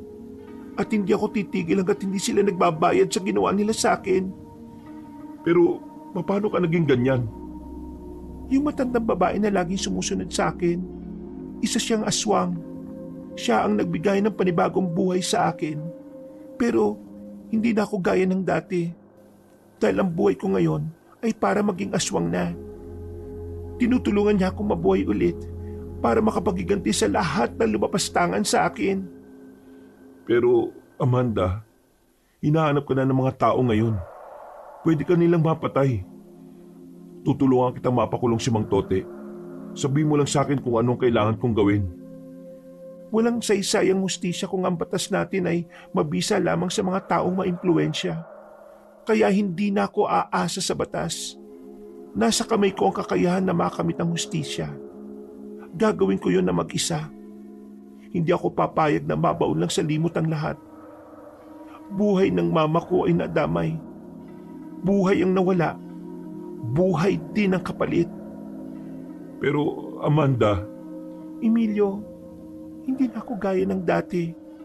Kaya hindi na rin tayo pwedeng dalawa. Aswang na ako. At ikaw, isa ka pa ring tao. Kahit na kailan, hindi pwedeng magsama ang kagaya ko at ang taong katulad mo. Nabubuhay na ako ngayon para magiganti. At kapag nagawa ko na yon, maaari na rin ako magpahinga. pero mahalaga ka sa akin. Hindi ko kakayanin kung pati ikaw ay mawawala. Kaya naman, nakikiusap ako sa iyo, Amanda. Piliin mong mabuhay. Wala nang saysay ang buhay ko. Wala nang mawala ang nanay ko, Emilio. Gusto kong ipagpatuloy mo ang buhay mo. Humanap ka ng ibang babae na magmamahal sa iyo. Yung malinis at hindi nadumihan ng mga demonyo. Paalam na, Emilio. Teka, sandali. Huwag ka makialam. Ayaw kong pati ikaw ay mapahamak. Magsasalita pa sana ang binatang si Emilio nang umalis na kagad ang babae. Mabilis itong nakatalon sa puno at hindi na niya yun nahabol pa. Isang matalim na paghinga na lamang ang nagawa ni Emilio. Magkakahalong emosyon ang kanyang nararamdaman. Masaya dahil sa wakas muli niyang nakita ang babae. Pero sa kabilang banda naman, nag-aalala siya para sa kaligtasan ng dalaga. Butid niyang nasa peligro din ang buhay ni Amanda. At kahit aswang ang dalaga, alam niyang hindi pa rin ito ligtas dahil sa dami ng taong naghahanap dito. Makalipas ang ilang minuto, medyo tumila na rin ang ulan. Naririnig na naman niya ang sigawan ng mga tao sa baryo. Pinangungunahan niyo na matandang si Tote. Rumuronda mga yon para hanapin ang aswang na si Amanda. Pero walang pakialam si Emilio ng mga sandaling yon. Masyadong magulo ang utak niya sa kakaisip kay Amanda. Tay, Saan ka galing? Dyan lang. Tay, alam niyo bang nagpunta si Amanda rito? Nang marinig ni Mang Ame ang sinabi ng kanyang anak, nanlaki ang mga mata nito. Para bang nanghina ito at napahawak pa sa lamesa. Nakalauna naman ay umupo na lang din. Nagtataka, naguguluhan at hindi makapaniwala sa sinabi ni Emilio. Si Amanda, nandito kanina. Anak, bakit naman mapupunta rito si Amanda? Di ba patay na siya? Narito siya kanina. Nagbalik siya para pagbayarin ng lahat ng taong may ginawang kahayupan sa kanya. Nagbalik siya, hindi na bilang dating Amanda na mahinhin, kundi bilang isang Amanda na mabangis at mapanganib. Tay, nalalapit na. Malapit nang mawala sa mundo si Mang Tote. Ano bang sinasabi mo? Ayos ka lang ba, Emilia? Hindi na nagsalita pa si Emilio. Sumilay na lamang ang ngiti ng binata sa ideyang magbabayad na si Mang Tote sa nagawa nitong kasalanan. Kinabukasan, maulan-ulan pa nang pinuntahan siya ng kanyang kaibigang si Adamian. Aray ko! Kainis naman oh. Oh, bakit ka ba kasi nagmamadali? Ano bang meron? Emilio, narinig ko sila Mang Tote. Nakita na raw nila yung aswang kagabi. O ano naman ngayon? Ano naman ngayon, pre? Kilala na nila yung aswang. Hindi nga rin ako makapaniwala, pre. Si Amanda daw yung aswang. Buhay si Amanda, pero aswang na. Oo, alam ko na yan. Ha? Alam mo na ang alin? Nabuhay si Amanda at naging aswang siya? Oo, nandito nga siya kagabi. Nag-usap kaming dalawa. Ano? Nandito siya kagabi? Ay, nandito talaga siya? Oo nga. Totoong narinig mo. Aswang na talaga siya. Merong isang matandang babae na ginawa siyang aswang. Kaya siya nabuhay ulit dahil doon. Pero para saan pa? Balak niya bang Balak niyang gumanti kina Mang Tote. ilalagay niya sa kamay niya ang batas? Diyos ko naman oh. Bakit ba umantong ang ganito sa lahat? Nakakatakot. Hindi siya titigil hanggat hindi niya napapaslang si Mang Tote. Wala ka bang gagawin, pre? Pwede rin siyang mamatay eh. Sinabi ko na rin naman sa kanya yung bagay na yon. Pero hindi siya nakinig. Naisip ko, siguro wala akong karapatang pigilan siya. Dahil wala akong alam sa kung ano man ang tunay niyang nararamdaman. Kaya heto, hinayaan ko na lang siya. Kung ano man ang mangyayari sa kanya, kailangan ko na lang sigurong tanggapin yon. Napasandal na lamang si Adamian sa gilid. Si Emilio naman ay napatulala na lamang sa ibaba. Bakas ang lungkot sa kanyang muka. Dumaan ang ilang oras, tumigil na rin ang ulan. Ilang minuto na lang din ay tuluyan ng sasapit ang gabi. Hindi umalis ng bahay si Emilio. Nanatili siya roon at inilaan ng sandali sa pagdarasal na sana makaligtas si Amanda sa panganib. Na sana magbago ang isip nito sa masamang balak. Aminado si Emilio na gusto rin naman niyang mawala si Mang Tote. Pero kalaunan, napagtanto niya na mas lalo lang malalagay sa alanganin ng dalaga. Kaya naman, umaasa siya na sana gisingin ng Diyos ang isipan ng dalaga patungo sa liwanag. Bakit kaya laging wala si Papa rito? Wala naman siyang trabaho pero alis ng alis. Nag-a-apply? Ilang araw na siyang nag-a-apply ah. Napapaisip na rin si Emilio. Hindi niya maintindihan kung ano nga ba talagang pinagkakabalahan ni Mang Ami. Nang matapos na siya sa pagsisibak, sinimulan na rin niyang isalang ang panghapunan nila. Pero hindi pa man natatapos ilaga ang nakasalang, dumating na naman ang kanyang kaibigan na si Adamian. Nagsalubong na lamang ang kanyang kilay. Naiirita na siya sa palaging pagdating ni Adamian sa kanilang bakuran. Oh, ano na naman? Kanina ka pa pabalik-balik ah. Nakakairita ka na ah. Pre, kailangan mo nang umalis ngayong gabi. Ha? Bakit naman ako aalis sa bahay namin? May umakin ba sa bahay nyo? Wala naman ah. Ang sinasabi ko, kailangan mong umalis para sa kaligtasan mo. Pupunta ka nila Mang Tote dito ngayon. Iniisip nila na itinatago mo si Amanda. Protector ka raw ng aswang. So, wala naman sila magagawa kasi wala naman sila katibayan eh. Buwang ka. Kasama nila mga tanod. Kukunin ka nila. Pipilitin ka nilang paminin. Kaya kung ako sa'yo, kailangan mo na umalis. Sumama ka sa akin, dali. May alam akong paraan para hindi ka nila makita. Sa puntong ito, agad na naramdaman ng binata ang kaba.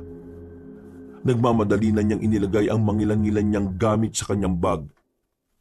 Dinala na rin niya ang perang naipon. Bago pa man makarating sila Mang Tote sa bahay nila, lumabas na siya kasama ni Adamian. Habang naglalakad, Bilisan mo maglakad, pre. Hindi pa tayo nakakalis ng baryo eh. Ang dami nila. Yung iba naronda na. Kaya kailangan natin makalis kagad. Kasi baka nabantayan na rin nila ang lahat ng daraanan natin. isa ba kasi yung sinasabi mong daanan natin para hindi nila tayo makita? Sa Maynyugan, di ba meron parang tunnel doon? Yung tuyong imbornal na papunta sa ilog? Doon tayo dadaan. Mas madali tayo makakalabas ng baryo kapag doon tayo dumaan. Napatango na lamang si Emilio. Sa kanilang pagpapatuloy, tila dinidikatan na sila ng kamalasan. Hindi pa man kasi nila nararating ang kanilang patutunguhan, nakita na nila sa daanan ng mga kumpulang tao na may mga dalang sulo. Gumilit sila para makapagtago. Ang dami na nila. Ang bihira. Mukhang lahat yata ng tao sa baryo natin alam ng aswang si Amanda eh. At dahil nga naglalandian kayo dati, iniisip talaga nila na tinutulungan mo siya. Siraulo kasi itong si Mang Tote eh. Yun talagang pinagkakalat niya sa lahat. Kahit na kailan talaga, napakasama ng ugali nun. Bakit hindi pa siya sumunod kay Mr. Ling eh? Idagdag mo pa si Ramos. Kunwari makadiyos pero demonyo rin pala. O bakit? Ano na naman ang ginawa ng kaibigan natin na yun? Huwag mo na nga tawagin kaibigan yun. Alam mo bang siya ang nag-udyok sa mga tao na idamay ka? Sabi niya, lumalabag ka raw sa utos ng Diyos. Kasi pinoprotektahan mo yung kampo ng kasamaan. Noon pa man, amoy na amoy ko nang hindi naman talaga Diyos ang sinasamba niya eh. Hindi na ako nagtataka. Hindi na nakatuloy pa ang dalawa sa kanilang patutunguhan. Hindi na rin kasi umalis sa mga natatanaw nilang mga tao. Lahat ng mga maaaring daanan ay tinauhan dahil para manatili lang sila sa loob ng baryo. Lintik, bakit pati dito napadpad sila? Naalarma silang dalawa nang makitang makakasalubong nilang iba pang residente na may mga daladalang sulo. Karamihan pa sa mga yon ay may mga hawak na itak. Baka tinutugis nga nila si Amanda. Patakbo na sana sila pero hindi nila inaasahan ng pagkakataon. Nasagi ni Emilio ang nakalaylay na sanga. Lumikayo ng ingay na naging dahilan para mapansin sila ng mga tao. Nakita silang naroon nang tutukan sila ng ilaw. Wala silang ibang magagawa kundi ang tumakbo. Kahit na madulas ang daan at ilang beses na rin silang tumumba, patuloy pa rin ang kanilang takbo. Ang kaso nga lang, hindi pumabor sa kanila ang sitwasyon. Napalibutan sila ng mga tao. Wala na silang ibang magagawa kundi ang sumuko na lang kaysa mamatay. Dinakip sila ng mga residente. Ang akala nila ay dadalhin sila ng mga yun sa barangay. Pero dinala sila sa dulo ng baryo, sa harapan ng isang malaking junk shop. Itinali sila sa poste at ilang sandali lamang dumating na ang matandang si Tote. Kasama nito ay ang apo nitong si Ramos. Pakawalan niyo ako dito! Wala akong ginagawang mali! Anong walang ginagawang mali? Huwag ka nang magkaila pa. Alam namin may alam ka sa pagiging aswang ni Amanda. Eh ano naman ngayon? Bakit? Natatakot ka na ba dahil nagbabalik na siya? Takot ka na bang masingil dahil sa ginawa mong kahayupan sa kanya? Hoy, huwag ka magsalita na parang may alam ka. Para sabihin ko sa iyo, kasali rin si... Lolo, kumalma ka. Nanonood ang Diyos sa atin. Huwag ka masyado magalit. Ang mahalaga naman ngayon maatulan na natin ang kampo ng kadiliman. Ikaw ang kampo ng kadiliman. Tunig ka pala Padasal-dasal ka pa. Demonyo naman din ang ugali mo. Patawarin ka sana ng Panginoon Diyos. Tingnan natin kung hanggang saan ang yapang mo. Mauna ka pang mahatulan kaysa sa syota mong aswang. Pakawalan niyo si Adam yan. Wala siyang kinalaman dito.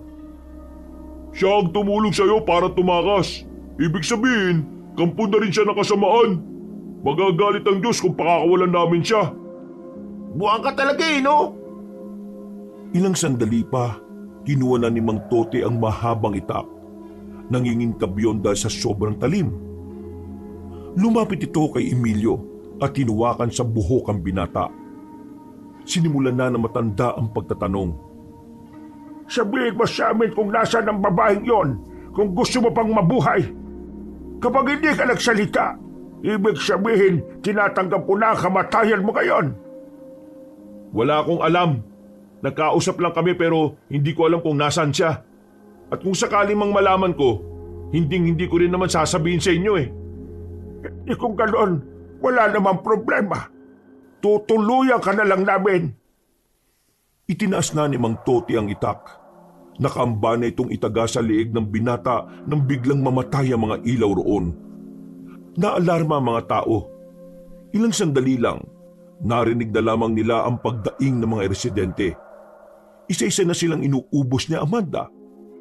Dahil sa dilim, wala silang magawa kundi ang sumigaw na lamang. Sa isang iglap, nakandusay na agad ang mga kasama ni Mang Tote. Nung bumalik na ang liwanag, kita nilang tila bumabaha na ang dugo sa paligid. Tanging si Mang Tote at Ramos na lamang ang natitira sa mga residenteng tutugis sa aswang. Sinasabi ko na nga ba't ikaw nga ang aswang? Patay ka na, diba? Paano ka nabuhay, babae ka? Nabuhay ako para maningil ng kasalanan. Ikaw ang pasimuno ng lahat. At lahat ng kasama mo, isasama ko sa impyerno. Bakit ka ba kasi nagagalit? Kasalanan mo rin naman. Kung hindi ka sana bumalag at hinayaan mo na lang kami, di sana walang naging problema. Kung bakit ka namatay, kasalanan mo na yon. Kahit na kailan, wala ka talagang kahit na anong kabutihan sa puso mo, ano? Demonyo ka talaga. Itama mo ang mga ginawa mong pagkakamali. Aminin mo sa mga pulis ang ginawa mo. Sigurado ka ba na inuutusan mo kung umamin? Baka hindi mo kayanin kapag ginawa ko yan. Ano ba pinagsasabi mo? Emilio, wala ka talagang alam na... Hindi na naituloy ni Mang Tote ang kanyang sasabihin nang mabilis nang lumapit ang babaeng aswang na si Amanda. Agad nitong ginilitan sa leeg ang matanda at pinagkakalmot hanggang sa tuluyan ng naglabasan ng mga laman loob nito. Nanlalaki ang mga mata ni Emilio at Damian noong mga sandaling yon. Habang ang lalaking si Ramos naman ay napaupo na lamang at walang humpay ang pagdarasal. Ganyan ang mga nararapat sa mga diablong nagkatawang tao. Tumingin ng seryoso sa kanila si Amanda. Punong-puno ng dugo ang mukha nito.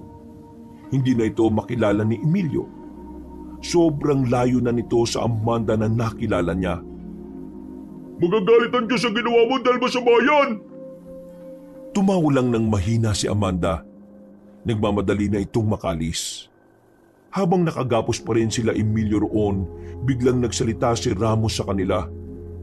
Hindi ako papayag na ako lang ang mawawala ng mahal sa buhay. Dapat ikaw rin, Emilio. Ang pinagsasabi mo?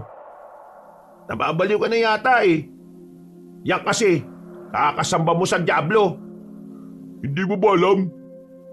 Kasali si Mang Amir sa gumahasa kay Amanda. Siya rin ang nagtapo ng bangkay ni Amanda sa ilog. Si Raulo! Hindi totoo yan! Bahala ka kung ayaw mong maniwala.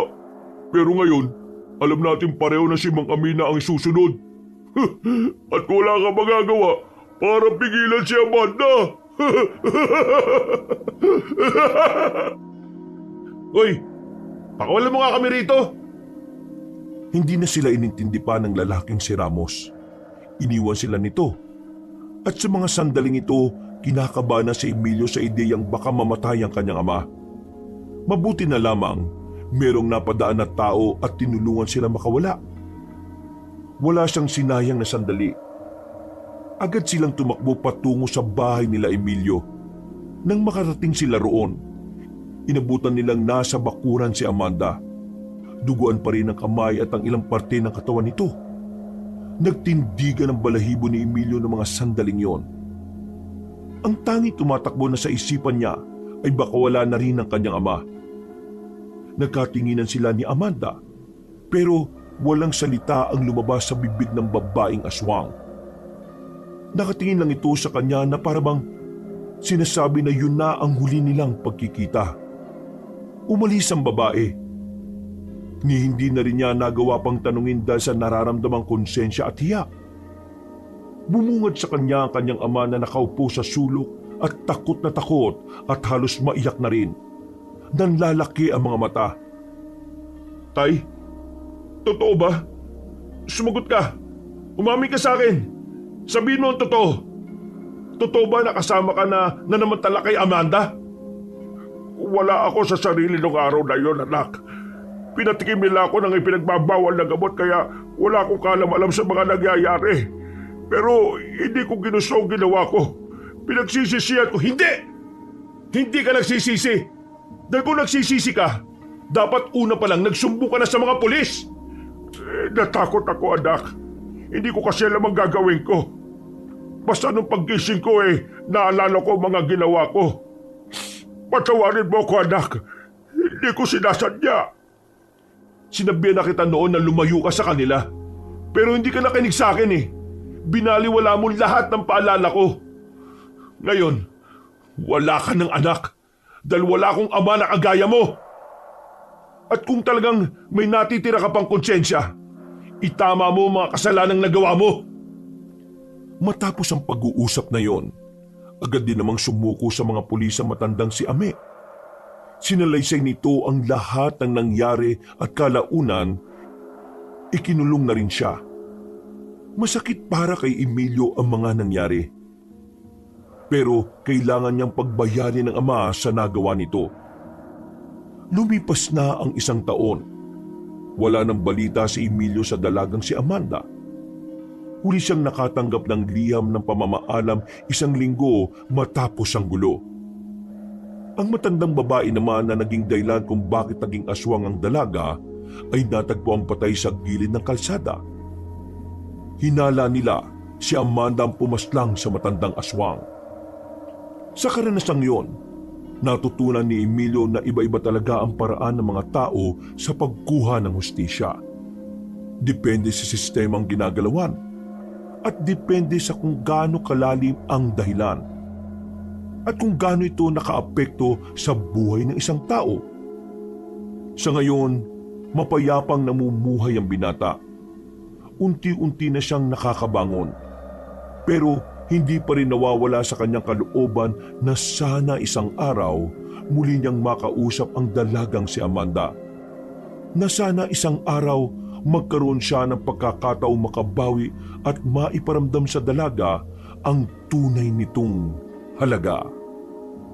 Wakas. Hello! Pinagpalang araw sa inyo mga kabangers at siyempre sa ating mga kayanggaw. Si Kabanong Pulit muli. Tayo ay magsha-shoutout sa mga members natin, no? Yan, may mga loyal members na tayo. Padami na po sila. Naku, maraming salamat po sa pag-suporta at syempre sa pag-member sa atin para suportahan ang ating channel na mga kwento ni Kabanong. At dahil doon, kayo po ay ang ating uunahin na syempre ma-shoutout, di ba? Gusto niyo ba yun? So, ito po mga kaibigan, uunahin natin silang i-shout out dahil yun po yung isa sa mga privilege ng mga nag-member sa atin. Ito po, every time na may video tayo, sila ang una natin na isa-shoutout. Pero syempre, yung mga iba, yun nga yung randomly na nag-comment, i-randomly rin natin silang isa-shoutout. Pero unahin natin syempre itong mga members natin. Walang iba kundi si Lance MBB, siya yung unang-una na nag-member sa atin. Sumunod ay si May Ann Zuvela, hello po. At si Christopher Kalima, shoutout po sa inyo. And kay Almira Alodo, hello, shoutout po. At kay Precious Irish also. At shoutout rin po kay Josephine Barrientos. Shoutout rin po kay Noel Reyes. Hello po. At kay, syempre, shoutout rin po kay Shaulolin Your Love. At shoutout rin po kay Lynn Kalayig, kay Akala Carmi, kay Kaloyal Kualas Dimols. At syempre, shoutout rin po kay Mark Hill. Ba, talagang pang-artista yung pangalan. At kay Chris Michael Betita. At shoutout rin po kay Myla Lutino. Sila po yung tatlong bago na nag-member sa atin as Bangkilan. Si Mark Hill, kay Chris Michael Betita, at kay Myla Lutino. Shoutout po sa inyo. Nako, thank you very much po sa inyong pagsuporta at pagiging member natin. No? And syempre, ito po, randomly, isa-shoutout po natin yung ating mga nag-comment dito po sa video po natin na babaeng maangas na ikinasal sa aswang. Okay, shoutout po unang-una dito po sa kay Carlita Nocerale, ayan, at kay Antonio Santillan, yan, please like, sabi niyang ganon, and subscribe. Ako, thank you very much po sa pag-encourage sa ating mga listener to like,